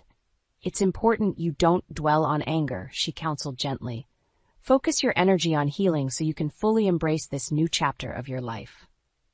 I took her advice to heart, channeling my energy into constructive pursuits that enriched my life. I volunteered at a women's shelter, helping those escaping abusive situations. It strengthened my resolve to never again ignore red flags in a relationship. On my birthday a few months later, my friends threw a party celebrating my freedom. As we raised our glasses, Sarah made a toast. "Here's to Alara, for her resilience, courage, and for shattering the chains of her miserable marriage. No one deserves this fresh start more than her." Their cheers filled me with newfound hope. The old Alara, helpless, naive, trapped, was gone. A wiser, stronger woman had taken her place. Slowly, I began dating again. After some duds, I met Adam, a kind divorcee and single father. While affection bloomed between us, I took it slow, keeping healthy boundaries. "I'm so glad you're being cautious," Sarah told me. "After everything you've endured, you deserve someone who treats you like the queen you are." While Adam was nothing like Nolan, trusting again didn't come easily. But in time, as his sincerity was proven, my walls came down, brick by brick. One night, as we strolled in the park, I paused under a canopy of twinkling lights strung between the trees. Here, surrounded by the beauty of new beginnings, my heart opened once more. When Adam proposed several months later, I accepted joyfully. While shadows of the past still lurked, the flame burning inside me was stronger. I was prepared for whatever lay ahead, holding fast to hope. On my second wedding day, I marveled at the new chapters life offers, even after devastation. With grace, courage, and perseverance, dormant seeds of joy still blossom in time. As I walked down the aisle on Adam's arm, tears pricked my eyes. My broken spirit had proven resilient. Love and vitality now stretched brightly before me. While Nolan's betrayal nearly extinguished my light, my inner inferno ultimately raged too strong to suffocate. I am more than a victim or survivor. I am the master of my fate, and my greatest triumphs still await. I was standing in the kitchen, the phone pressed against my ear, disbelief washing over me in cold waves. "I'm sorry, Mrs. Harper, your mother passed away." The voice on the other end, a doctor from Chicago General Hospital, sounded distant, like a faint echo in a long, empty hallway. "My mother?" I murmured, my voice barely a whisper. The room spun, and I gripped the countertop for support. Last week, we had talked about her coming over for Thanksgiving. She was fine then. How could this be? I had to tell Martin. He had been working in Europe for the past 3 months, and communication had been sparse, but he needed to know. I dialed his number, my hands trembling. After several rings, he answered. "Martin, it's Elaine. My mom, she passed away." There was a pause, and then his voice, devoid of warmth, came through. "Oh, I see. Look, Elaine, I'm really tied up right now. I've got a trip planned with the guys to Barcelona. Can't really skip it." His words hit me like a physical blow. "You're not coming back? Not even for the funeral?" I struggled to keep my voice steady. "Elaine, you know how it is with my job. I'll be back in a couple of months. Just handle things there, okay?" And without waiting for my response, he hung up. I stood there, the phone still in my hand, feeling a hollow emptiness growing inside me. My mother was gone, and the man I had spent 20 years with couldn't care less. The next few days passed in a blur of arrangements and condolences, a relentless march of reality that I navigated like a ghost. It was on the third day, in the midst of this, that I received another call that seemed to stop time altogether. It was Martin's brother, Alex. "Elaine, there's been an accident. Mom and Dad, they're gone." The phone slipped from my grasp and clattered to the floor. Martin's parents, too? It felt like some cruel joke, a nightmare I couldn't wake up from. I called Martin, but his phone went straight to voicemail. I left message after message, each one more desperate than the last. I couldn't go to his parents' funeral. Without Martin, I was just an outsider, a reminder of the son who couldn't be bothered to show up. The thought of their empty seats, an unspoken accusation in the air, was unbearable. As the days passed, I found myself sitting alone in the house we had built together, surrounded by memories that now seemed like lies. I thought back to how we met, introduced by our fathers who were old college friends. It had felt like a fairy tale then, our families joining together in a bond of love and friendship. But as the years went by, the fairy tale had slowly faded. Martin was always busy, always absent. His work was his life, and I, along with our son Peter, were just fixtures in his world. When Peter was 10, my father passed away. My rock, my confidant, gone. Martin had been away on a business trip then, too. I was left alone to deal with the grief, to support our son, to keep the family together. And now, with both our families shattered, I was alone again. Our marriage had become a routine of loneliness and resentment. I was the homemaker, the silent supporter, while Martin was the absent provider. But was he really providing, or just running away from a life he no longer wanted? I tried to remember the last time we had laughed together or shared a moment of genuine connection. but all I could see was the growing distance between us, a chasm filled with unspoken words and unmet needs. As I sat there, lost in my thoughts, I realized that this wasn't just about his absence. It was about the lack of respect, the lack of empathy. It was about a marriage that had become a hollow shell of what it once was. And as the sun set, casting long shadows across the room, I knew that something had to change. I couldn't live in this shadow any longer. The days following the funerals were a whirlwind of silent houses and unanswered calls. I tried to reach Martin again, but it was as if he had vanished off the face of the earth. That's when the memories began to creep in, unwelcome and unbidden. I remembered our early days, how Martin's charm and ambition had swept me off my feet. We were young, in love, and the world seemed full of possibilities. But as years passed, the man I fell in love with started to fade, replaced by someone consumed by work and his own needs.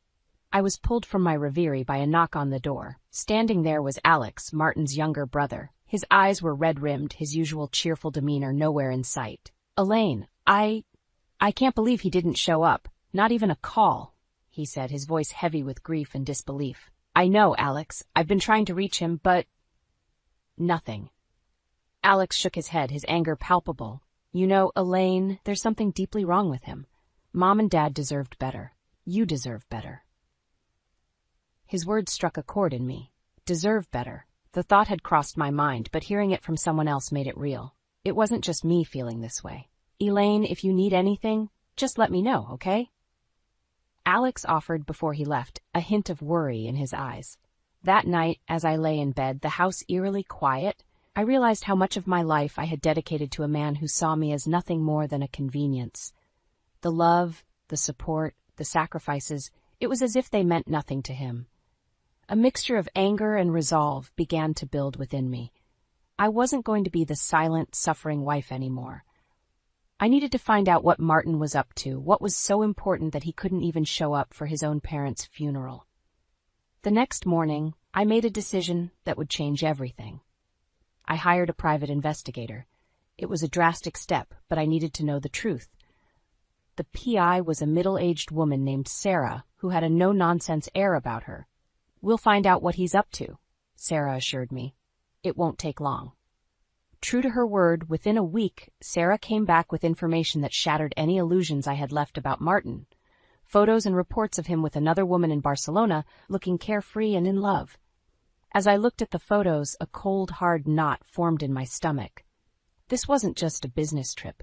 This was a betrayal of everything our marriage was supposed to stand for. I confronted Martin over the phone. His response was a cocktail of excuses and deflections. "Elaine, you're blowing this out of proportion. It's just a work thing." "A work thing? Is that what you call this?" I countered, my voice shaking with anger. "You wouldn't understand. It's complicated," he snapped back, his voice cold and distant. I realized then that I was speaking to a stranger. The man I had married, the man I had built a life with, was gone. In his place was someone who saw me as nothing more than a hurdle to his desires. That night, as I lay awake, the weight of my decision heavy on my chest, I knew there was no going back. Martin had made his choice, and now it was time for me to make mine. The path ahead was unclear, but one thing was certain. I would no longer be a prisoner in my own life. The days after discovering Martin's betrayal were a blur of anger and disillusionment. Each morning, I awoke to the stark reality of my solitary struggle. The house, once filled with laughter and warmth, now echoed with the silence of betrayal. I busied myself with the mundane tasks of daily life, but my mind was elsewhere, consumed with thoughts of Martin's deceit. The images from the investigator's report haunted me, a constant reminder of his infidelity. One evening, as I was going through old photo albums, a picture of our wedding day caught my eye. We looked so happy, so in love. I couldn't help but wonder where it had all gone wrong. Was it gradual, or had there been a specific moment when Martin decided I was no longer enough for him? My train of thought was interrupted by a call from Peter, our son. "Hey, Mom, how are you holding up?" "I'm managing, Peter," I replied, trying to sound stronger than I felt. There was a pause before he spoke again, his voice laced with concern. "Mom, I've been thinking. Maybe I should come home for a while, help you through this." His offer touched me deeply, but I couldn't let him put his life on hold for me. "No, Peter, you need to focus on your studies. I'll be fine." But Peter was insistent. "Mom, this isn't just about you. Dad's actions affect me too. I need to be there for you." His determination was a balm to my wounded heart. Despite Martin's absence, Peter had grown into a caring and responsible young man. His support gave me strength, and for the first time in a long while, I didn't feel so alone. A few days later, Peter arrived. His presence filled the house with a much-needed energy. We spent hours talking, sharing our thoughts and feelings about Martin and the situation at hand. "It's just so selfish, Mom. How could Dad do this to us?" Peter's anger mirrored my own. "I don't know, Peter, but I do know that we can't let his actions destroy us. We're stronger than that." As we talked, a plan began to form in my mind. Martin had taken so much from us, it was time he understood the consequences of his actions. I wasn't going to be the silent victim anymore. It was time for Martin to face the music. The following week, I met with a lawyer to discuss the possibility of divorce. The lawyer, a stern-faced woman named Mrs. Hammond, listened intently as I recounted the events of the past few weeks. "Mrs. Harper, based on what you've told me, you have a strong case for divorce, especially with the evidence of infidelity," she said, her tone professional yet empathetic. I nodded, a mix of relief and apprehension washing over me. This was really happening. I was taking the first step towards freeing myself from Martin's shadow. As I left Mrs. Hammond's office, a newfound sense of purpose filled me. I was no longer the woman who waited silently for her husband to return. I was Elaine Harper, and I was going to take control of my life. But as I stood there looking out at the bustling city streets, a part of me couldn't help but mourn the loss of the life I thought I had. The happy family, the loving husband, it was all an illusion, shattered by the harsh light of reality. As I headed home, I knew that the road ahead would be difficult, but for the first time in a long time, I felt ready to face whatever challenges lay ahead. Martin had underestimated me for the last time. The revelation of Martin's affair had set a fire within me, one that burned with the need for justice and retribution. As I sat in our living room, the walls seemed to close in on me, each family portrait a reminder of the facade our life had become. My resolve was tested one evening when Martin called. His voice, once familiar and comforting, now grated on my nerves. "Elaine, I've been thinking. Maybe I was too harsh. We should talk when I get back." His words, meant to soothe, only fueled my anger. "Talk? After everything you've done? You abandoned your family, Martin." "Elaine, you're overreacting. It's not like I planned this. Things just happened," he replied, his tone dismissive, as if his betrayal was a mere inconvenience. "Things just happened? You make it sound like you had no choice in the matter. You chose to be with another woman. You chose to ignore your own parents' funeral." There was silence on the other end, and for a moment, I thought he had hung up. Then he spoke, his voice cold. "I don't have time for this, Elaine. I have important work here." That was the last straw. "Important work? Is that what you call abandoning your family? You know what, Martin? Maybe it's time I made some important decisions of my own." I hung up before he could respond. My hands were shaking, but my mind was clear. It was time for action. The next day, I met with Sarah, the private investigator. "We need more evidence, anything that can help in the divorce proceedings," I told her, my voice firm. Sarah nodded, understanding the assignment. "I'll see what I can dig up. Martin won't know what hit him." Over the next few weeks, Sarah provided me with a steady stream of evidence. Photos, emails, and even testimonies from people who had seen Martin with his mistress. It was more than enough to paint a clear picture of his infidelity. Armed with this information, I met with Mrs. Hammond again. She reviewed the evidence, her expression grim. "This will certainly help your case, Mrs. Harper. It seems Mr. Harper has been quite careless." As we discussed the next steps, a plan began to take shape. Martin had always been proud of his reputation, both personally and professionally. It was time to use that against him. "Mrs. Hammond, I want to make sure Martin feels the consequences of his actions, not just legally, but personally and professionally as well." Mrs. Hammond regarded me with a new level of respect. "I understand, Mrs. Harper. We'll make sure he gets what he deserves." When Martin finally returned home, it was to a cold and unwelcoming house. I greeted him with divorce papers, my expression as hard as the resolve within me. "Elaine, what is this?" he asked, his voice a mix of surprise and annoyance. "It's over, Martin. I'm filing for divorce, and before you try to talk your way out of this, know that I have enough evidence to ruin you." Martin's face turned a shade paler, his usual confident demeanor crumbling. "You wouldn't dare," he said, but his voice lacked conviction. "I dare, Martin. I dare to stand up for myself and for our son. You've made your choices, and now you'll live with the consequences." As he read through the papers, his face twisted in anger and disbelief. But there was no going back. I had drawn the line, and there was no crossing it. That night, as Martin packed his bags and left, I felt a sense of liberation. The chains of our loveless marriage were finally broken. I was free, free to start anew, free from the lies and deceit that had bound me for so long. As I watched him drive away, a sense of justice filled me. This was just the beginning. Martin would soon learn that his actions had consequences, consequences that would haunt him for the rest of his life. The days following Martin's departure were filled with a tumultuous mix of emotions.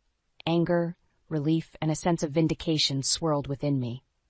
The house, now void of his presence, felt larger, as if it too had been holding its breath under his oppressive shadow. My resolve was tested when I received a call from Martin, his tone a mix of anger and desperation. "Elaine, you're ruining me. The divorce papers, the allegations. Do you realize what you're doing?" His words were like fuel to my fire. "Yes, Martin, I know exactly what I'm doing. I'm showing the world who you really are." "You can't do this to me. I've worked hard for everything I have," he argued, his voice laced with entitlement. "Worked hard? You mean you've lied and cheated your way through our marriage? You've made your bed, Martin. Now you have to lie in it." Martin's voice rose, a crescendo of frustration and disbelief. "You were nothing before me. You think you can just take everything?" I felt a surge of power at his words. "I was nothing? No, Martin. I was everything you didn't appreciate. And now I'm taking back what's mine." The call ended with Martin's threats echoing in my ears, but they no longer held any power over me. I was done being the victim. As the divorce proceedings began, Martin's true nature became evident for all to see. His attempts to hide assets and slander me only served to damage his reputation further. The evidence Sarah had gathered painted a clear picture of his deceit and infidelity. The court hearings were tense, with Martin's lawyers trying every trick in the book. But Mrs. Hammond was a force to be reckoned with, countering their moves with precision and finesse. Throughout it all, Peter stood by my side, his support unwavering. He had grown disillusioned with his father, the truth eroding any semblance of respect he once held. The day the divorce was finalized was a day of liberation. As the judge declared our marriage dissolved, a weight lifted from my shoulders. I had won, not just the divorce, but my freedom from Martin's shadow. After the court session, Martin approached me, a shell of the man he once was. "Elaine, please, we can still fix this." I looked at him, really looked at him, and what I saw was a man broken by his own arrogance. "There's nothing left to fix, Martin. You broke everything worth saving." Walking away from him, I felt a chapter of my life closing. The pain, the betrayal, the lies, they were all behind me now.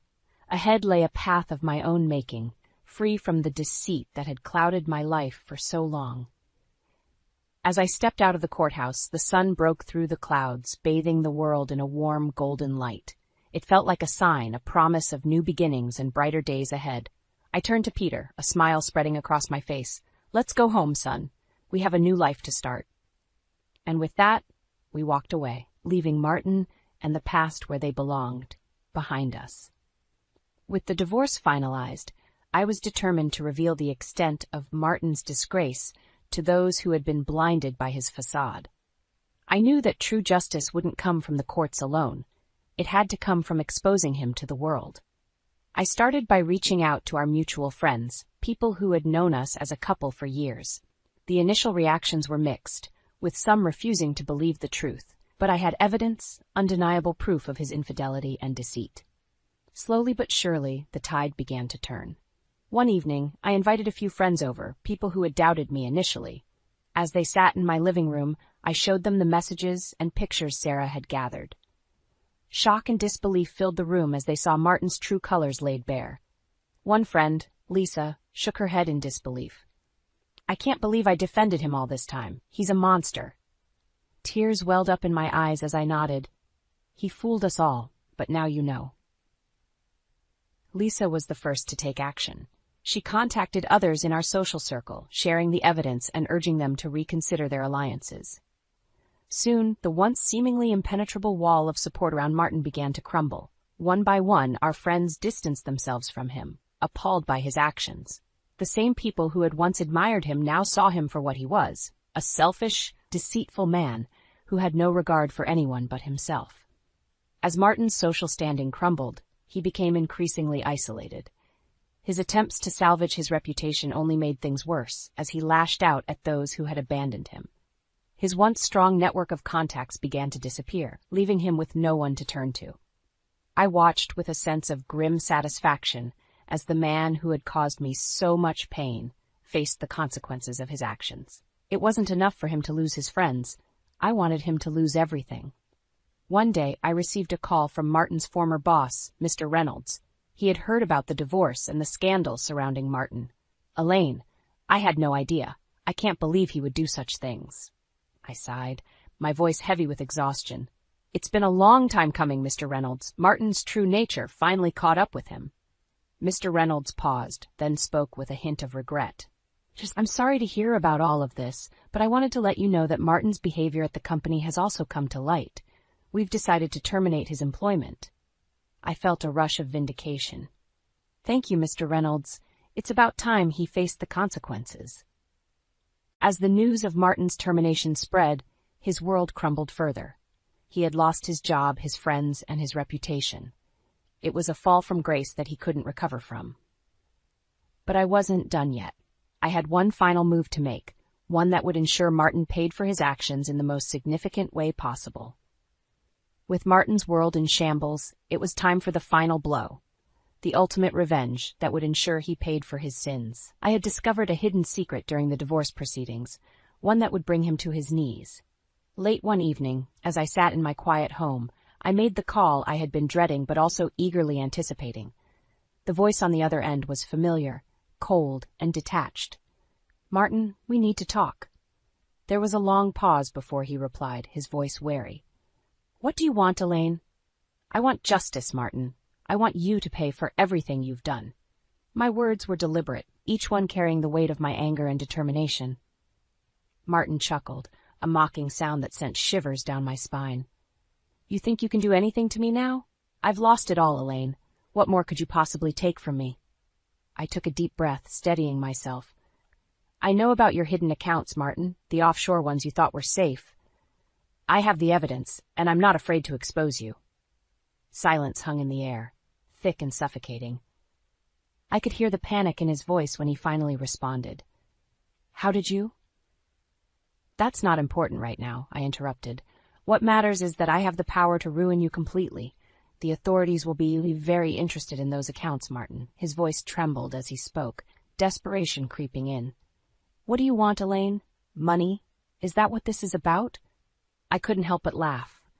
A bitter and vindictive sound. Money won't fix the damage you've done, Martin. But it will ensure you suffer for a long time.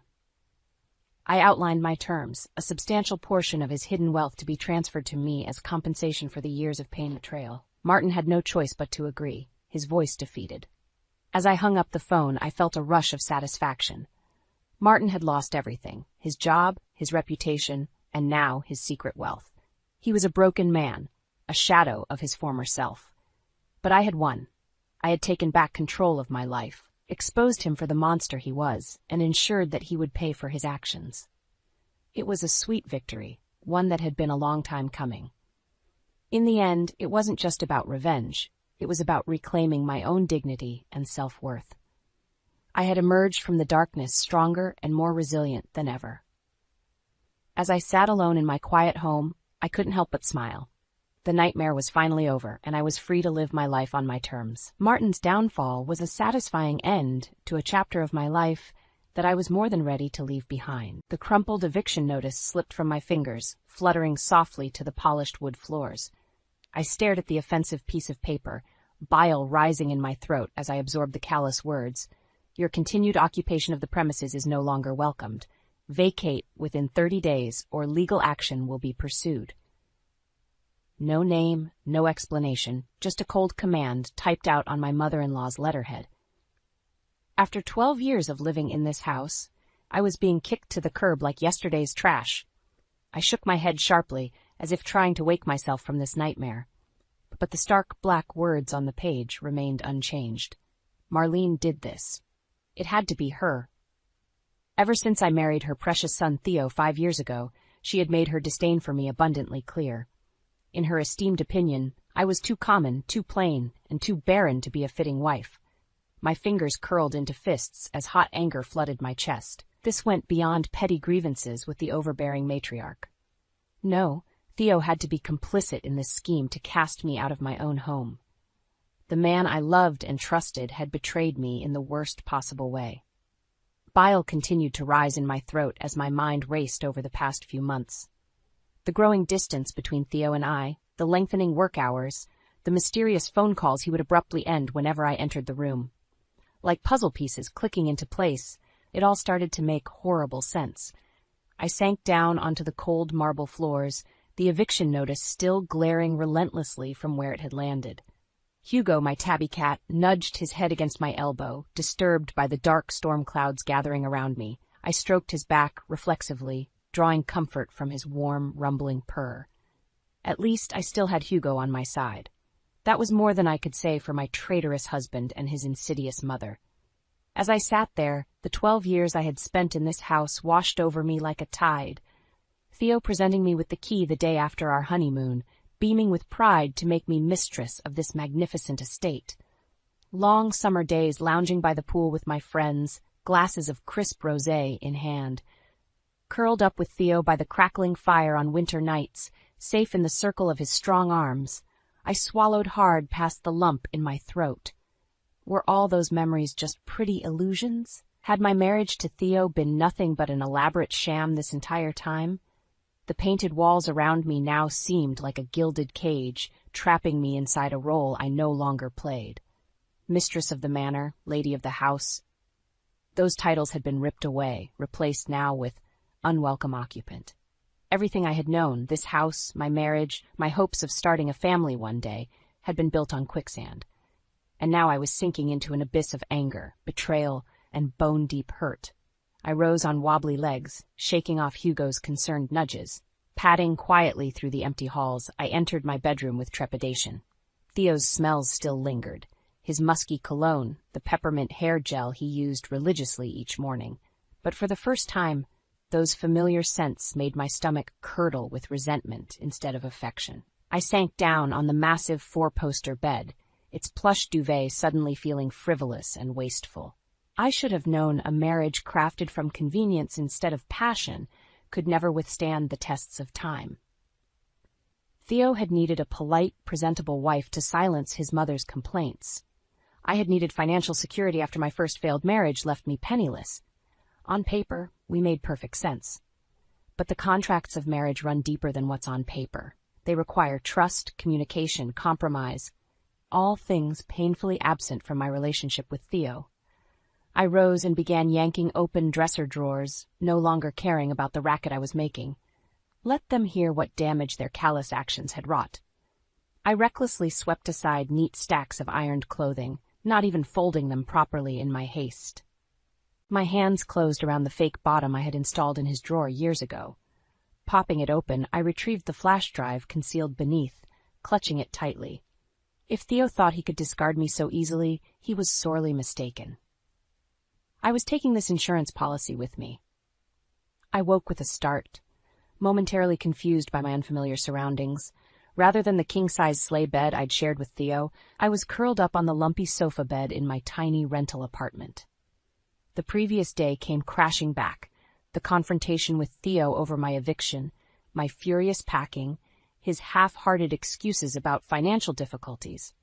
I had spat back that money seemed plentiful enough for him to afford a fancy new condo for his mistress. Theo's face had drained of color. Who told you that? He sputtered. I found out all on my own, I hissed. I know you've been siphoning money from our accounts for months. Did you really think I wouldn't notice $10,000 a month disappearing? He raked a hand through his hair, refusing to meet my livid gaze. Alara, I swear, she didn't mean anything to me. It was just a stupid fling.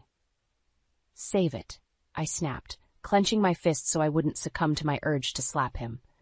This isn't about her. This is about you lying to my face, betraying our vows, and deceiving me. I turned on my heel, abandoning him to deal with the movers. My departure was satisfyingly dramatic, but my triumph soon faded, replaced by bone-deep hurt and anger. I rose unsteadily from the lumpy couch, my back protesting yesterday's frenzied activity. At least Theo's credit card had been useful for furnishing this depressingly bare apartment. I hoped the $5,000 bill gave him a nice slap in the face. I filled Hugo's food bowl on autopilot, my thoughts churning darkly. How could I have missed all the signs these past few months? Thinking back, it was painfully obvious. Theo's late nights at work, his constant distraction whenever we talked, the locked study I was now barred from entering.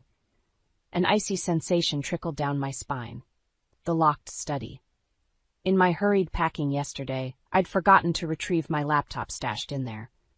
Cursing under my breath, I grabbed my keys and headed for the door. Time for another unwanted trip to the scene of this betrayal. Maybe I'd accidentally smashed something expensive on my way out. 20 minutes later, I stood outside the formidable wrought iron gates that marked the entrance to what used to be my home. I stared bitterly at the ostentatious double doors and sprawling columns. What a fool I'd been, thinking I belonged behind those gilded walls. Squaring my shoulders, I strode up the winding driveway, steeling myself for another confrontation. Before I could knock, the door was wrenched open abruptly. Marlene's piercing eyes raked over me disdainfully. "Well, well, I thought I made myself clear about you not being welcome here anymore," she said coldly. Behind her tailored skirt and silk blouse, I caught a glimpse of suitcases stacked in the foyer. My eyes narrowed. "Going somewhere, Marlene? That's none of your concern. State your business and then kindly leave." I crossed my arms. "I need to get some personal items from the study. It will just take a moment." Over her shoulder, I noticed Theo descending the curved staircase, his normal polish slightly diminished. His suit was badly wrinkled and his face sallow and drawn, but my long dormant sympathy remained buried deep. He had made his bed by betraying our marriage. Now he could lie in it. "Let her get her things, Mother," he said tiredly, avoiding my accusatory stare. Might as well avoid another scene. Marlene huffed in annoyance but remained stubbornly blocking the doorway. Sighing, I shouldered past her roughly. Her affronted gasp followed me as I stormed down the hallway to the locked study. Fishing the key from my bag with trembling fingers, I shoved it in the lock vindictively. As expected, the study was in complete disarray. Papers scattered, drawers hanging open haphazardly, remnants of my missing belongings strewn across the floor. I spotted my laptop under a chair and quickly stashed it in my bag. As I turned to leave, I paused, struck by the chaotic sight. Something wasn't adding up. Marlene's packed suitcases, this ransacked room. It hinted at something much darker lurking beneath the surface. I slowly circled the room, taking in details that eluded me during my angry packing frenzy yesterday. Bank statements and unopened bills littered the floor alongside flashy jewelry store receipts. My investigator's instincts, dormant since my divorce attorney days, switched on. Methodically sorting through the paper trails, a shocking narrative emerged. Excessive spending well beyond our means, panicked credit card applications clearly denied, final foreclosure warnings from the bank. Rocking back on my heels, I struggled to absorb this new reality on top of yesterday's revelations. Not only had Theo betrayed our marriage, but his reckless spending had torpedoed us into financial ruin without my knowledge. No wonder Marlene was so desperate to cast me out of her perfect palace. Clutching the damning evidence to my chest, I strode out of the study with newfound purpose. Theo and Marlene had played me for a fool, manipulating me like their own personal puppet. But the show was over. This victim had found her voice, and there would be hell to pay. Armed with the damning evidence tucked securely in my bag, I strode towards the front door with righteous fury pumping through my veins. Theo and Marlene had treated me like a disposable pawn for too long. Now it was time for their despicable web of lies to come crashing down. Marlene blocked my way as I tried to storm past, her talon-like nails digging into my forearm. "Just where do you think you're going with those private documents?" she hissed. I wrenched my arm free, getting right in her pinched face. First, don't ever touch me again. Second, your financial records stopped being private when you used my name to take out massive loans. I'm taking this evidence and contacting my divorce lawyer. Theo rushed over, his tired eyes wide with panic. Alara, please, be reasonable. We're undergoing a temporary cash flow issue, that's all. Mother has already made arrangements to cover it. His platitudes only stoked my rage hotter. Oh, so pilfering my personal accounts without consent and racking up secret credit card debt constitutes just a minor issue in your book? I scoffed bitterly. I saw the denied applications and final foreclosure notices, Theo. Your lies stop here. Theo paled while Marlene's painted lips flattened into a hard line, her beady eyes shooting daggers. I almost laughed at how the perfectly coiffed vulture resembled a ruffled hen with her feathers in a bunch. You clearly don't grasp the gravity of this situation, Marlene bit out. My son is facing financial ruin if word of this gets out. Is dragging our family name through the mud really necessary just to satisfy some petty revenge fantasy? Red-hot anger licked through my veins. This woman dared insinuate I would invent financial crime just for revenge? Before I could retort, she charged on, clutching Theo close to her bony chest. All my son did was try to maintain a lifestyle you eagerly enjoyed the fruits of for years. And how do you repay that generosity? By exposing his understandable missteps to bring us all down out of spite. Theo gently extricated himself from her claw-like grip. Alara has a right to be upset, Mother, he said tiredly, still refusing to meet my eyes. I should have been honest about our situation from the start. I crossed my arms, unswayed by his half-hearted display of accountability. Well, it's too little, too late for that now. I'm contacting my lawyer this afternoon to file for divorce.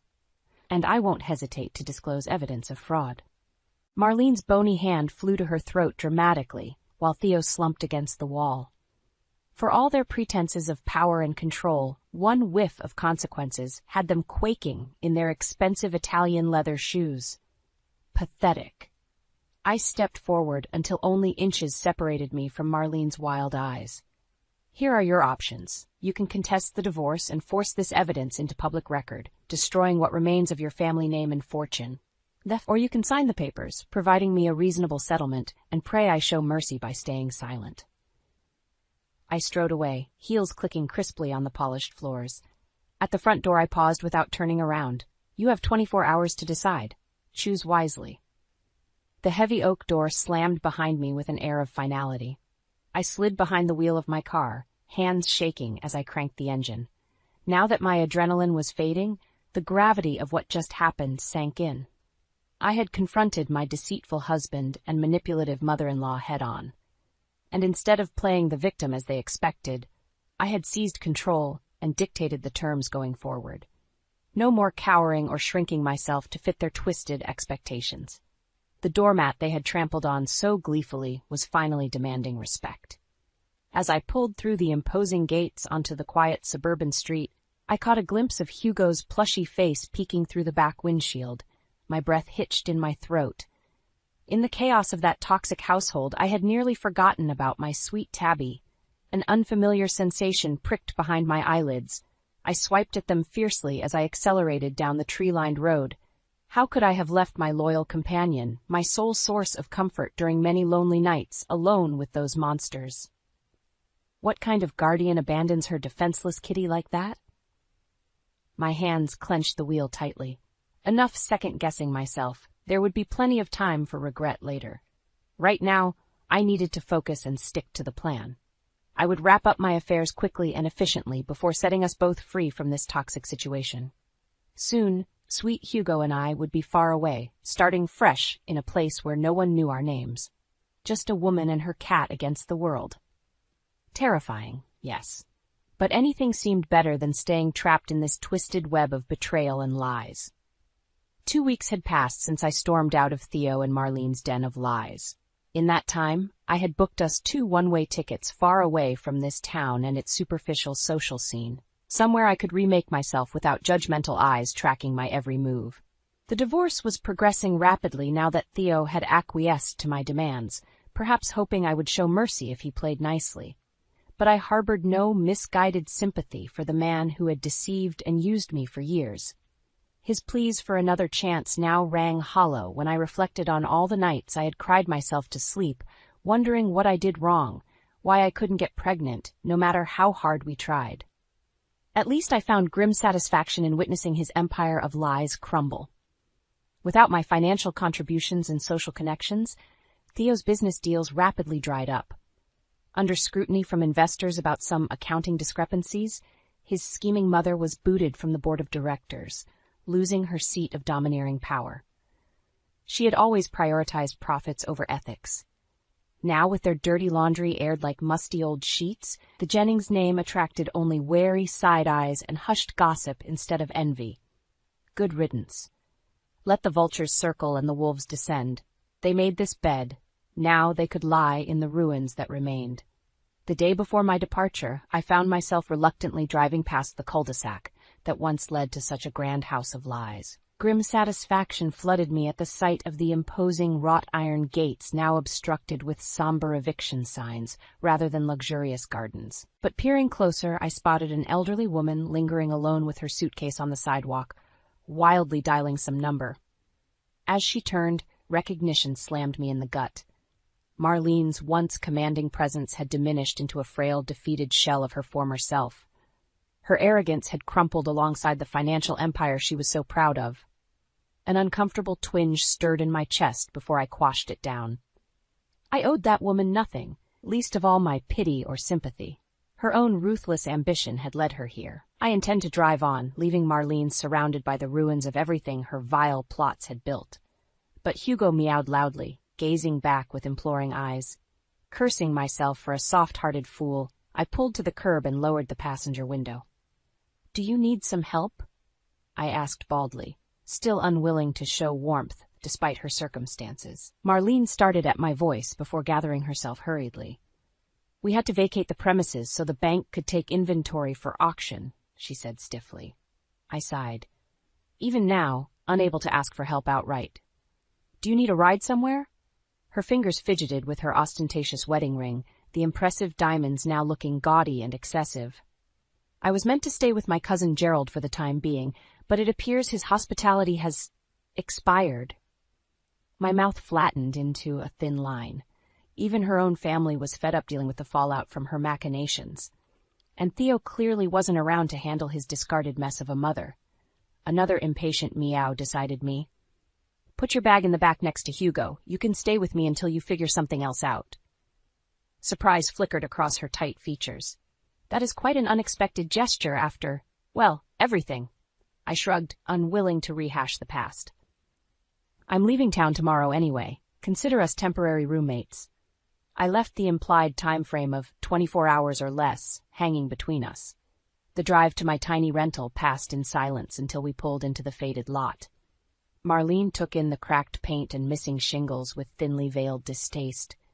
"It has a certain rustic charm," she ventured half-heartedly before following me inside. I busied myself pouring food for Hugo, who had taken an immediate liking to our new houseguest. Meanwhile, Marlene lingered awkwardly before perching on the very edge of the couch. Our forced intimacy felt surreal after over a decade of cold disregard from both sides. As we picked at leftover takeout later on, polite strains of conversation gave way to candid reflections about the future, prompted perhaps by the bottle of wine I dug up. I discovered Marlene's dream of teaching music one day. In turn, I confessed my burning desire to move somewhere warm and sunny, far removed from the Illumina social fishbowl, to take up gardening. For a few strange hours, we were just two souls making sense of life's wreckage, minus the history of wounds and grudges between us. But the wine eventually dwindled along with our stilted camaraderie. As we turned in for the night, tomorrow's uncertainties settled back upon us like a leaden weight. I jolted awake the next morning, momentarily forgetting about my unexpected houseguest. The aroma of freshly brewed coffee drew me out to the cramped kitchenette. Marlene stood rigidly by the ancient stove, wisps of gray hair escaping her normally immaculate updo. "I hope you don't mind me taking the liberty of preparing breakfast," she said uncertainly. I shrugged, accepting the proffered mug. "Thanks. I'm not much of a cook anyway." As we ate yogurt and granola in awkward silence, I mulled over this surreal situation. Just yesterday, Marlene was an iconic socialite. Today she was humbled and adrift, taking refuge in my modest rental. Fate certainly loved poetic twists, the haughty queen dethroned and dependent on a princess she had scorned for years. I couldn't deny feeling a slight buzz of schadenfreude watching Marlene in yesterday's rumpled Chanel grimace at the dated avocado appliances. I cleared our dishes brusquely, anxious to escape this strange familiarity. Marlene lingered at the table, gnawing her lip. "Have you given any thought to what comes next, after?" Her unspoken words hung heavy between us. After she left here, after I moved away to start fresh, after the final guillotine blade of divorce severed me from the only life I'd known for 12 years. I scrubbed the plates harder, avoiding her piercing gaze as I pretended fascination with a bit of stuck egg. The truth was I actively resisted peering too far down the lonely road of singlehood stretching before me. Despite everything, searing pain gripped my heart, imagining never seeing Theo's crooked smile first thing in the morning, or hearing his off-key singing in the shower. Through betrayal and deception, parts of me still clung to the comforting refuge of us. Of course, I couldn't confess these weak sentiments to Marlene. Clearing my throat roughly, I turned to face her with forced conviction. "I have a flight booked to Arizona for later today. Once there, I'll start job hunting so I can afford a small place just for me and Hugo." My voice hitched slightly over our names. Eventually, I might even try dating again, but for now, it's enough to just live simply without toxic people around. I expected Marlene to flinch at the thinly veiled barb. Instead, her eyes softened with what looked strangely like empathy. "The future is often murkier than our best-laid plans anticipate," she said slowly. "Perhaps if I had adopted your openness to unexpected possibilities years ago, things would have played out quite differently." I raised a skeptical eyebrow, certain this was a transparent attempt to diminish her culpability. But Marlene raised a staying hand. "You owe me nothing, least of all an audience for my regrets. Suffice it to say that pride and fear of vulnerability blinded me to what truly mattered until it was too late." She glanced down, blinking rapidly, while I shifted awkwardly. I had steeled myself to confront Marlene's haughty indifference once more, only to be thrown by this display of humility. But I hesitantly filled the silence, voicing a question that had plagued me for years. "Why did you dislike me so intensely from the beginning? I tried everything to win your approval and make Theo happy." My voice cracked pathetically on his name. So much for indifference. Marlene seemed to fold into herself, and for the first time I glimpsed hints of a heavy burden weighing down her ramrod posture.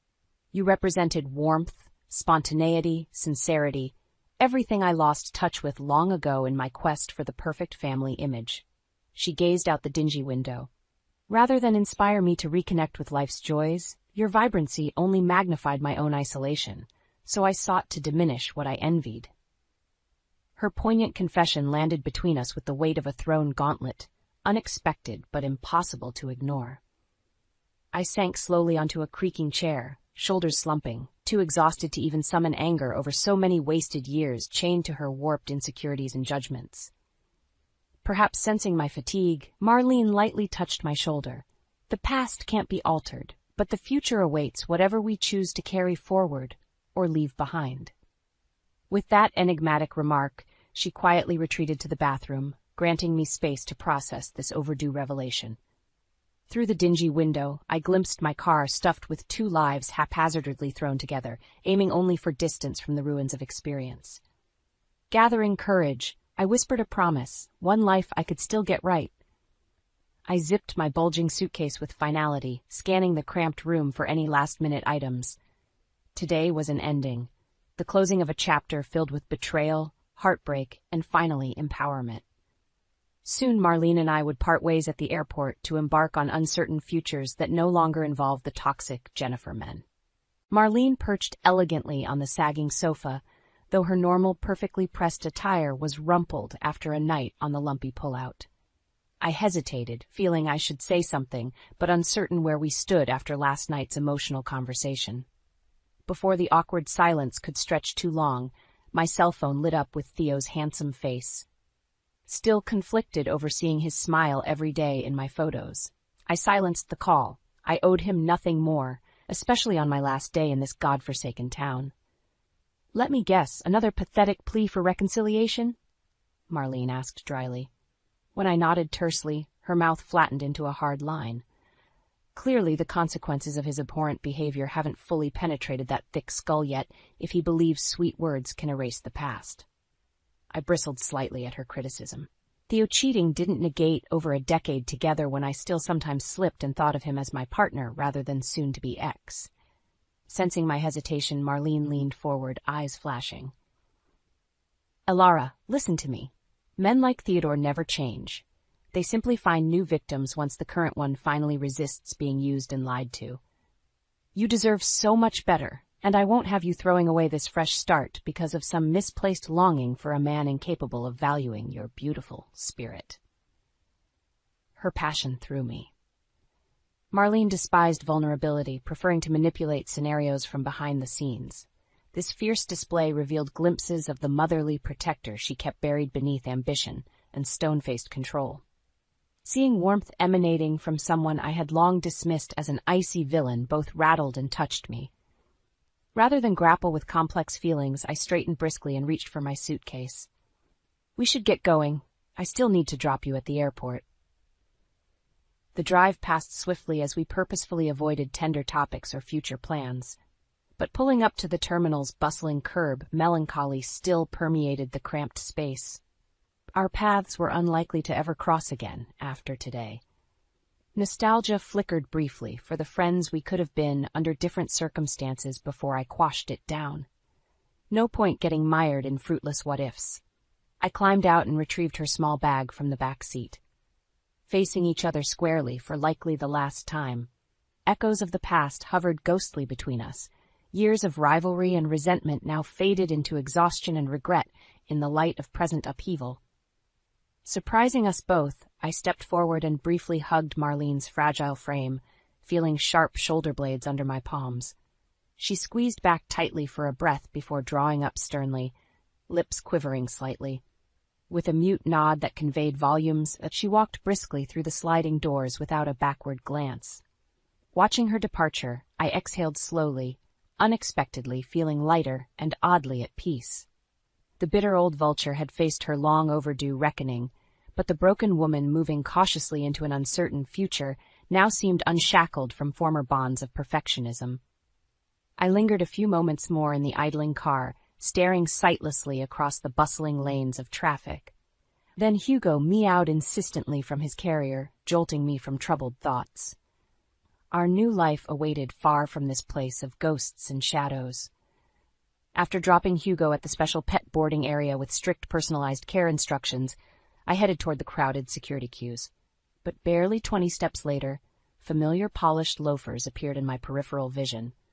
I halted abruptly, heart pounding. How dare he ambush me here when I had made my wishes for no contact perfectly clear? I pivoted slowly to face Theo, taking savage satisfaction as his innately poised countenance wavered under my blistering glare. The weeks following my departure had clearly taken their toll. His Armani suit, hung loosely off a gaunt frame and stubble, peppered his normally smooth jaw. But I staunchly barricaded any softening behind bitter memories of his callous betrayals. Drawing myself up rigidly, I brushed past him without a word, refusing to indulge this confrontation or be manipulated yet again by his excuses and platitudes. But his hand gently caught my wrist, halting my furious momentum.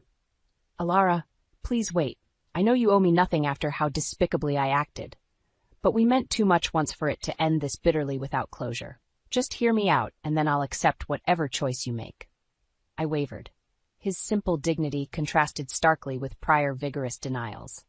Sensing my hesitation, Theo guided us gently to an empty waiting area, his familiar earthy scent briefly distracting, before I caught myself leaning closer instinctively. No more damning self-deceptions. I would hear him out, but my erstwhile prince had forever forfeited the privilege of my trust. Settling reluctantly across from him, I crossed my arms and waited. Theo fiddled with his silver wedding band, gathering courage under my expectant stare. When the stretching silence became unbearable, I prompted impatiently, "Well, you insisted on this intrusion, so talk." He raked a hand through prematurely graying hair. You deserve the full truth about her. About everything. My nails carved crescents into my palms. That wounds were still so raw, even her pronoun felt like lemon juice, highlighted my pathetic inability to move on fully. Sensing my lingering fragility, Theo's eyes softened. Alara, she never mattered. Not like you. It was just a stupid conquest to feel young again with too much booze and flattering attention.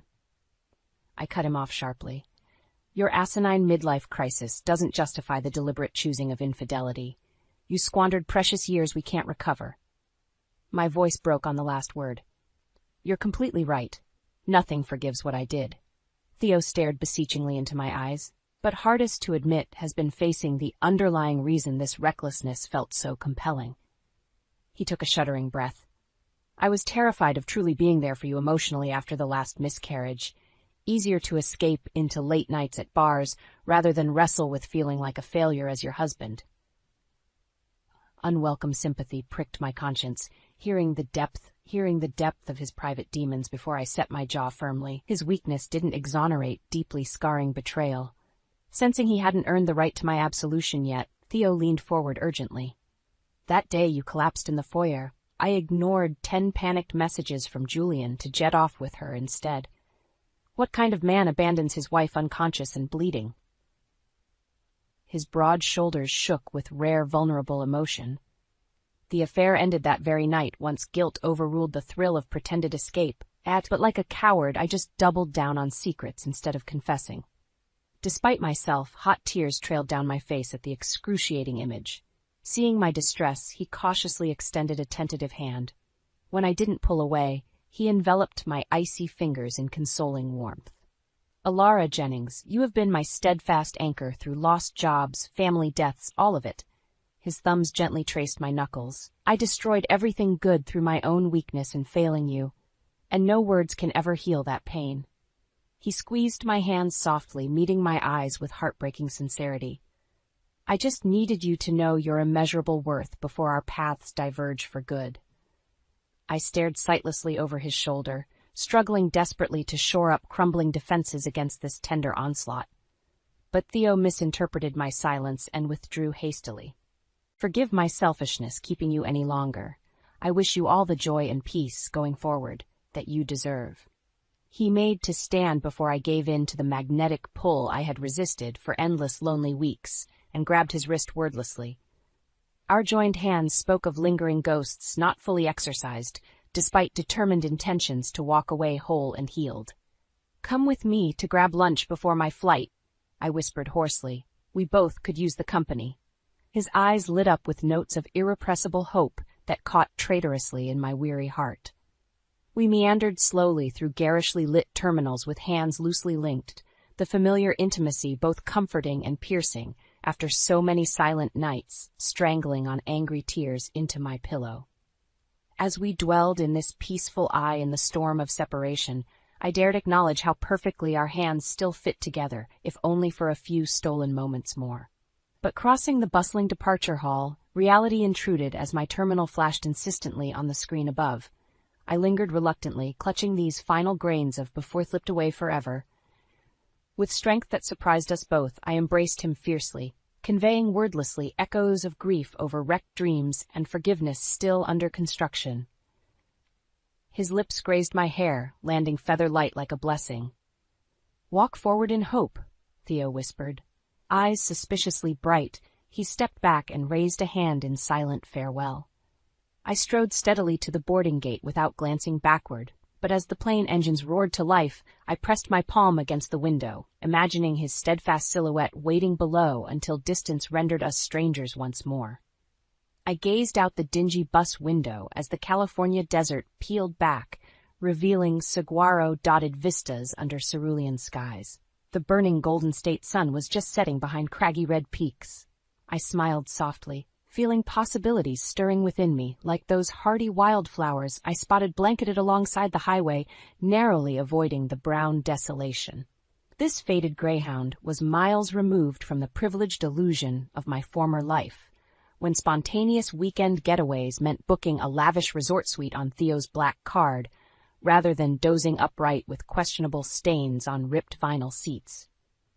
Yet I had never felt freer than with the wind whipping through cracked windows as I hugged a worn postcard with a hastily circled apartment listing. The ad I had obsessively memorized was for a cozy one-bedroom casita on the outskirts of Tucson, backing up to saguaro forests and sun-baked trails. Affording the $750 monthly rent would require relying on spousal support payments from Theo for a little while longer until I found reliable work. I knew without asking Marlene was getting by on similar temporary lifeboats, whatever settlements our lawyers had wrangled from the former Jennings empire. Pride would just have to cope with necessities for now. My impulsive liberation from toxic security had to transcend fear-based decision-making. I refused to settle in meaningless jobs just for the paycheck. I craved space to rediscover my passions. As the cramped bus navigated the narrow, dusty streets of downtown Tucson after nightfall, I peered out searching for familiar landmarks from the online listing. My eager gaze soon spotted the carved oak tree dead ahead marking my destination. I quickly tugged my worn duffels down, jostling bleary passengers. Scooping up a yowling Hugo, I murmured excitedly to him as we stepped off onto the cracked sidewalk, breathing in creosote and sage-scented air. The promised carved oak stood proudly between two squat adobe homes, seemingly melded with the desert itself. My new neighbor kept a cozy, handcrafted wind chime dangling from gnarled branches that tinkled cheerfully in the warm breeze. Further down the dusty street, lights still burned cozily in low windows as families finished evening meals, faint laughter, and barked dogs echoing through the sleepy neighborhood. Drawing courage from such warm domesticity, I marched up to the small mustard-yellow duplex tucked privately in back, flowers overflowing from rusted barrels flanking the turquoise door.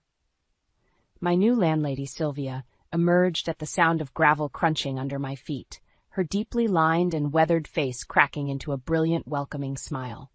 Dried lavender sprigs woven through thin braids spilled across her faded peasant blouse as she drew me into an unexpected embrace, redolent of sweet sage and cornmeal. "Alara, so wonderful you made it safe, dear heart. Don't be shy now. Come in, come in. I have your unit all ready for occupants big and small." Her musical voice held echoes of the multicultural Southwest as she scooped up Hugo and cooed nonsense sounds at him. My anxious shoulders relaxed at her easy affection, and within 15 minutes, all my earthly belongings were tucked cozily into the lovingly decorated one-bedroom overlooking fragrant flowering bushes alive with birds. Sylvia proudly demonstrated the shiny oven and gurgling fridge she had picked up secondhand, especially with me in mind, before stuffing my hands with homemade tamales and departing with another fierce hug. Alone in the tiny haven, emotion swamped me as I sunk down on the quilted sofa, staring sightlessly at azure walls and the vibrant paintings adorning them. After so many years existing elegantly in Marlene's cold shadow, I was finally home, somewhere that felt utterly mine alone, to nurture growth rather than shrink small for approval. I didn't bother fighting grateful tears, let them flow freely to cleanse old wounds so something fresh and resilient could take root. Even Theo's framed face smiling down from my bedside table no longer constricted my heart as it once had. Simply a bittersweet reminder that seasons change, but the essence of who we are remains if we nurture truth within. Curled under a faded quilt watching the moon rise with Hugo purring softly beside me, I made a silent pledge. Never again would anyone dictate my worth or potential. I was finally choosing to live rather than just survive. To embrace life's messy evolution on my own terms, with arms flung open wide. Tomorrow's unknowns no longer sparked fear, but rather anticipation, blooming brightly like those desert wildflowers daring to blossom against adversity. Tonight, I simply rested in my decision to thrive freely, under boundless western skies, ready to greet a new dawn. The sun greeted me warmly that morning, a rare treat after weeks of dreary weather. My hands, wrapped around a steaming cup of coffee, were still as I stood in the garden, admiring the newly blossomed roses. It was a perfect holiday morning, serene and promising, until the peace was shattered by the sound of a car pulling up in the driveway. Richard, my husband of 10 years, stepped out of the car, followed closely by his sister Anna. They were an odd pair, Richard with his stern-lined face and Anna ever the carefree spirit, albeit with a cunning glint in her eyes. They were laden with bags, their arms straining under the weight. I set my cup down, a sense of unease creeping up my spine. "Richard, what's all this?" I asked, my voice steady despite the alarm bells ringing in my head.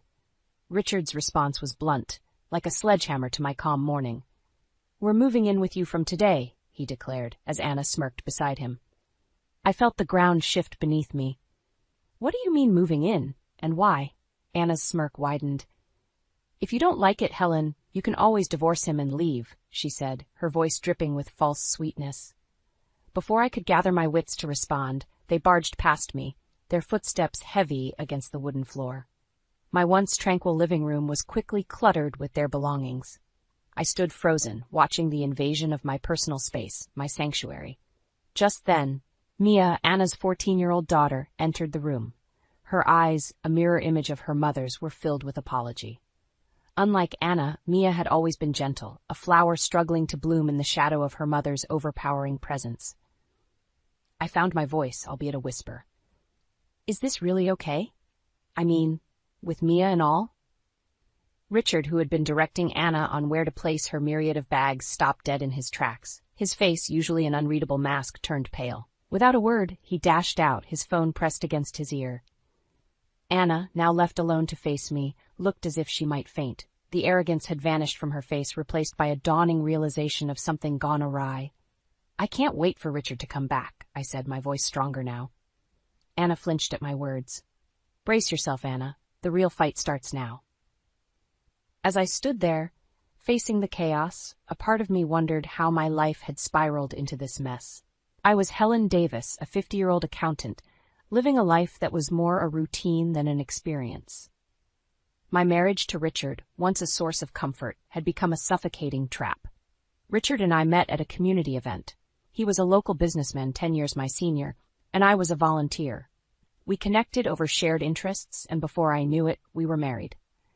It was a simple ceremony, Richard insisting that anything more was frivolous. From the start, Richard was a traditionalist.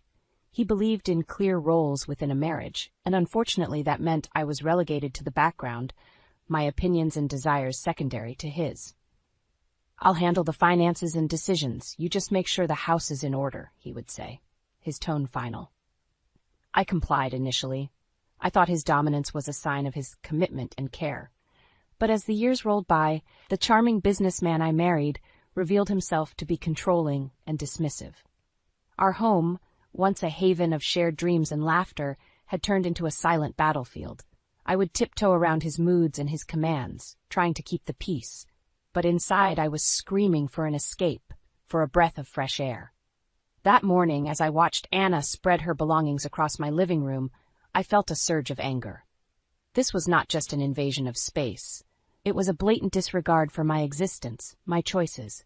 And Richard, the man who had vowed to cherish and respect me, stood silently by, a spectator to his sister's audacity. Anna's eyes met mine, and for a moment I saw a flicker of fear. She knew she had crossed a line, but her arrogance was too ingrained to step back. She was like a parasite, feeding off Richard's affection and my tolerance. "I hope you're ready for the consequences, Anna," I said, my voice calm but firm. Her response was a scoff, but her eyes betrayed her. She knew she had awakened a dormant adversary, and as I stood there, amidst the chaos they had brought into my home, I realized that this was not just an invasion. It was a declaration of war. The sound of Richard's car pulling up again snapped me out of my thoughts. I braced myself for the confrontation, for the battle that was about to begin. The doors opened, and Richard stormed in, his face a mask of confusion and anger. "What's going on, Helen?" "Why is Anna panicking?" he demanded, his eyes darting between me and his sister. "This," I gestured to the mess around us, "is what your decision has led to. Your sister, your house, your rules. But not anymore, Richard. Not anymore." The room was thick with tension, the air heavy with unspoken words and suppressed emotions. Richard looked at me, then at Anna, and a realization dawned on him. He had underestimated me, taken my silence for submission.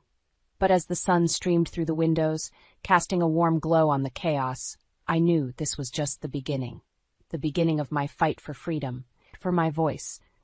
The shadows of retribution were finally lifting, and I was ready to step into the light.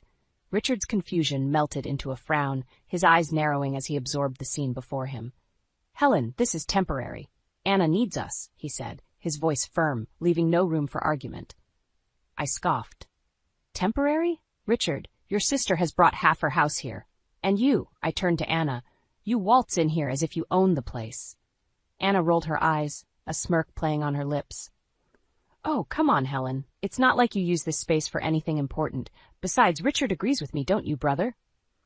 Richard nodded, his allegiance clear. "Anna's going through a tough time. We need to be there for her." I felt a surge of anger. "And what about me, Richard? When have you ever considered what I need?" Richard's expression hardened. "You have everything you need, Helen. A roof over your head, food on the table. What more do you want?" His words stung, and I felt a bitter laugh escape my lips. "I want a husband who sees me as an equal, not just a caretaker for his home and his burdensome sister." Anna snorted. "Equal? Please. You should be grateful Richard even married you. At your age, options aren't exactly lining up." Her words were like a slap in the face, but I stood my ground. "Grateful? For a marriage that suffocates me? For a husband who values his sister's whims over his wife's feelings?" Richard's face reddened, his anger boiling over. "Enough, Helen. You're overreacting. Anna is family." "And what am I?" I shot back, my voice trembling with emotion. "Just a convenient accessory to your life?" The room fell silent, the tension thick and suffocating.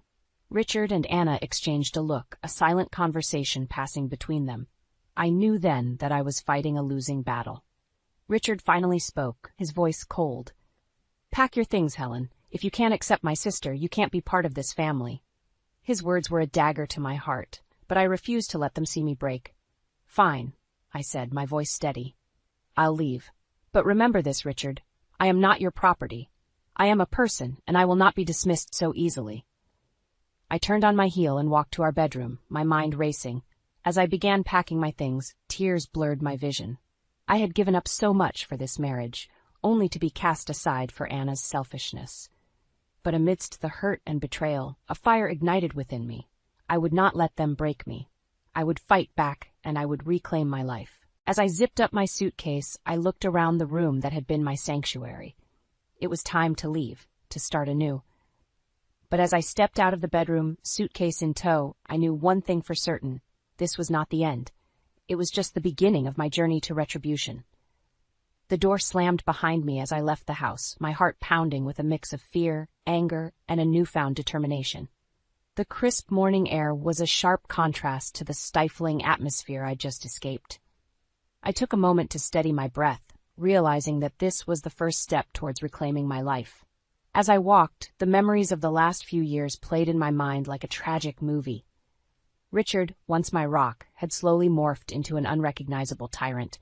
His sister Anna always lurking in the shadows, influencing his decisions, undermining me at every turn. I found myself outside Mia's school, the realization hitting me that I hadn't said goodbye. Mia, the one ray of light in the otherwise dark canvas of my marriage. I saw her then, walking out of the school gates, her face a picture of innocence and youth. "Mia," I called out, my voice catching in my throat. She turned, her eyes lighting up when she saw me. "Helen, what are you doing here?" I knelt down to her level, my eyes searching hers. "Mia, I've left your uncle's house. Things have become too difficult." Her face fell, a frown marring her young features. "Is it because of Mom? Did she do something again?" I sighed, hating that she had to be exposed to her mother's toxic behavior. "Yes, Mia. Your mom and your uncle, they've made some decisions that I can't live with." Mia's eyes filled with tears, her voice barely a whisper. "I wish you could stay. You're the only one who listens to me, who cares about what I want." I hugged her, my heart breaking. "I care about you so much, Mia, and I promise I'll always be here for you, no matter what." We stood there for a moment, two souls united in our mutual pain. Finally, I pulled away, wiping her tears. "You need to be strong, Mia. Don't let them change who you are. You're a wonderful, kind-hearted girl, and I'm so proud of you." Mia nodded, a determined glint in her eyes. "I will be, Helen, and I'll come to visit you, wherever you are." As I watched her walk back into the school, a plan began to form in my mind. Richard and Anna had underestimated me, seen me as nothing more than a compliant wife, but I would show them.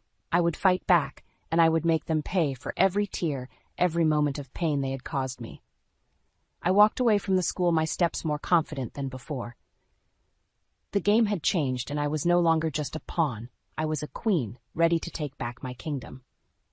I found refuge in a small, unassuming cafe, the kind where strangers become confidants. As I sipped my coffee, the warmth of the mug seeped into my hands, mirroring the growing resolve in my heart. It was there, amidst the quiet hum of the cafe, that I began to piece together my plan. A sudden ring from my phone jolted me. It was Mia. "Helen, you need to come to Grandma's house. There's something you should know about Mom." The urgency in her voice was unmistakable. I paid for my coffee and hurried to the address she had given me. Arriving at the quaint house, I was greeted by Mia and her grandparents, Richard and Anna's parents. The air was heavy with tension as they ushered me into the living room. Mia's grandmother, a stern yet kind woman, wasted no time. "Helen, we've been blind for too long. Anna is in trouble, and it's far worse than we imagined." I sat, bracing myself for what was to come. Mia's grandfather, a man of few words, spoke up. "Anna's addicted to gambling. She's amassed a significant debt, and now she's targeting your home to settle it." The revelation hit me like a tidal wave. Anna's arrogance, her sudden move into our house, it all made sense now. Mia's grandmother continued, her voice laced with regret. "We've enabled her for too long, thinking we were helping. But we were wrong. We're cutting her off financially." I nodded, my mind racing with the implications. "And Richard? Does he know about this?" "He knows," Mia's grandfather said, his voice heavy with disappointment. "But he's too blinded by his need to protect Anna. He's part of the problem." The pieces of the puzzle were falling into place, each one fueling my resolve. I stood up, my decision clear. I need to confront them. They need to know I'm aware of their deceit. Mia grabbed my hand, her eyes pleading. "Be careful, Helen. Mom can be unpredictable." I squeezed her hand, a smile tinged with determination. "Don't worry, Mia. I'm not the same person they think they can push around. It's time they see the real me." Leaving Mia's grandparents' house, I felt a strange cocktail of emotions. Anger, certainly, at the betrayal and deceit. But also empowerment, a sense of clarity and purpose I hadn't felt in years. I drove back to the house, each mile bringing me closer to a confrontation I never imagined I'd have the courage to face. But there I was, ready to stand up to the very people who had made my life a living hell. I entered the house without knocking, finding Richard and Anna in the living room. The sight of them, so complacent in their scheming, ignited a fire within me. "Richard, Anna, we need to talk," I announced, my voice steady and commanding. Richard looked up, surprise etched on his face. "Helen, what are you doing here?" "I know about Anna's gambling debts. I know she's planning to use this house to pay them off," I said, cutting straight to the heart of the matter. Anna's face contorted into a sneer. "What are you going to do about it, Helen? Cry and run away?" I met her gaze, unwavering. "No, Anna. I'm going to make sure you both pay for what you've done. To me, to this family." Richard's expression faltered, a hint of guilt flashing across his face. "Helen, Save it, Richard. I've heard enough of your excuses. You chose Anna over our marriage. Now, you'll have to live with the consequences." Anna laughed, a harsh, grating sound. "You think you can scare us, Helen? You're nothing. You've always been nothing." Her words were meant to wound, but they only strengthened my resolve. "I may have been nothing to you, but that ends today. I'm taking back control of my life, and I'll start by making sure everyone knows the kind of people you really are."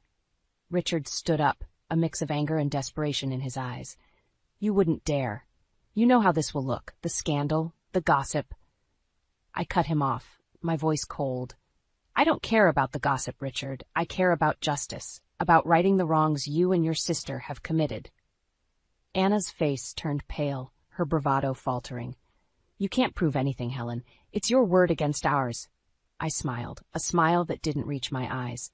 "Oh, but I can, Anna. I've been collecting evidence, bank statements, gambling debts, everything. I have more than enough to prove your deceit." Richard's face drained of color. "Helen, please, let's talk about this. We can sort it out." I shook my head. "It's too late for talking, Richard. You made your choice, and now you'll have to face the consequences." As I turned to leave, I left them with one final statement. "I'll be filing for divorce, Richard, and I'll make sure the truth about Anna's debts comes out. You've both played this game for far too long. Now, it's my turn. I walked out of the house, the sound of their panicked voices fading behind me. I had stepped into the battle, fully armed and ready. The game of deceit and betrayal they had been playing was over. It was time for retribution, and I was going to make sure they paid for every tear, every moment of suffering they had caused. The next few days were a whirlwind of legal consultations and covert planning. My lawyer, a sharp-witted woman named Diane, was a beacon of support, guiding me through the labyrinth of divorce proceedings.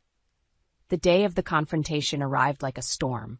I stood outside the courthouse, my heart racing with a mix of dread and determination. Richard and Anna were already there, their faces masks of feigned innocence.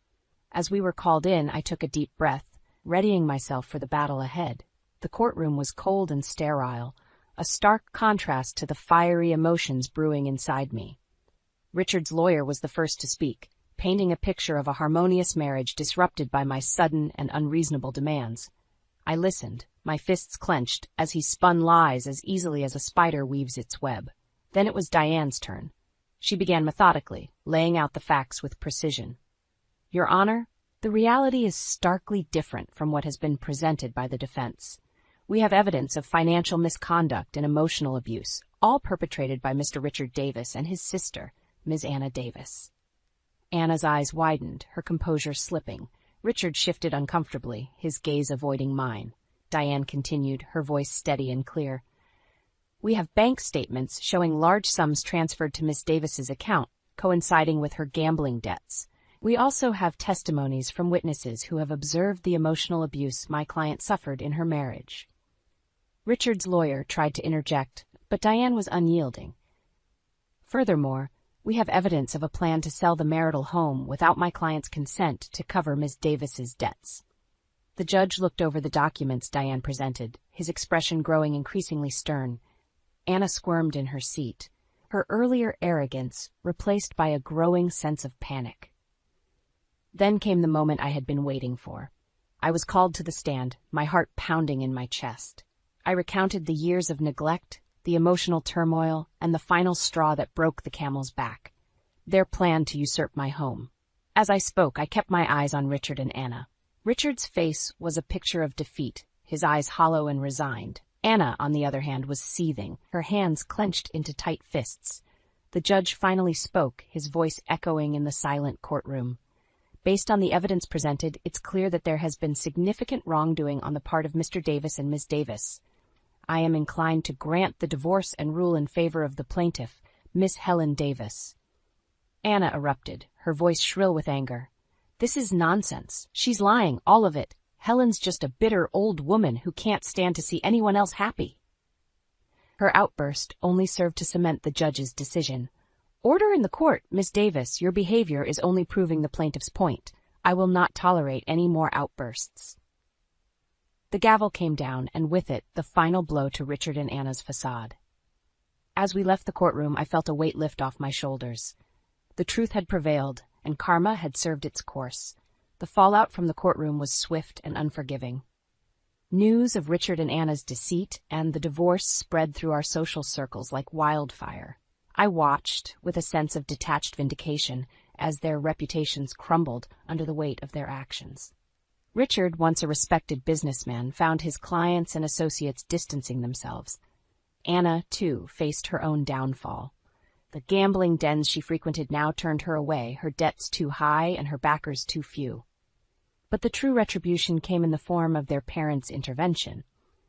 Mia's grandparents, having witnessed the extent of their children's misdeeds, took decisive action. They cut Anna off financially, a move that left her reeling and desperate. I met with Mia's grandparents a few days after the trial. They welcomed me with a warmth that was tinged with sadness. We should have seen it, Helen, Mia's grandmother lamented. We turned a blind eye for too long. Mia's grandfather nodded in agreement. We're taking responsibility now. Anna will have to learn to fend for herself. And as for Richard, he needs to understand the consequences of his choices. Their resolve was a balm to my wounded heart. They, too, had been victims of Richard and Anna's manipulation, and now they stood with me in seeking justice.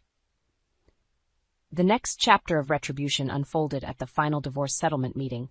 Richard sat across from me, a shadow of the man he once was. His eyes were hollow, his defiance replaced by a quiet resignation.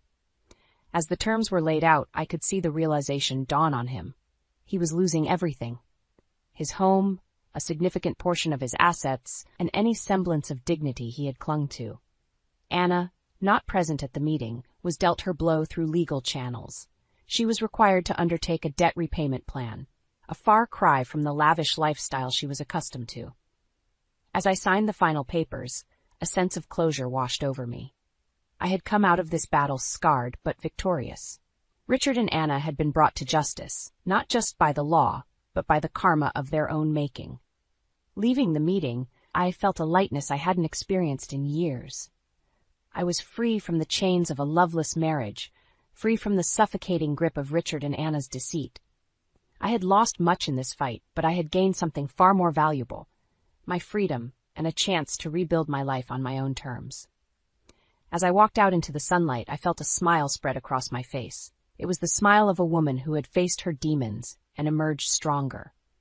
The road ahead was uncertain, but for the first time in a long time, I was looking forward to walking it. The days following the divorce were a mix of relief and rediscovery.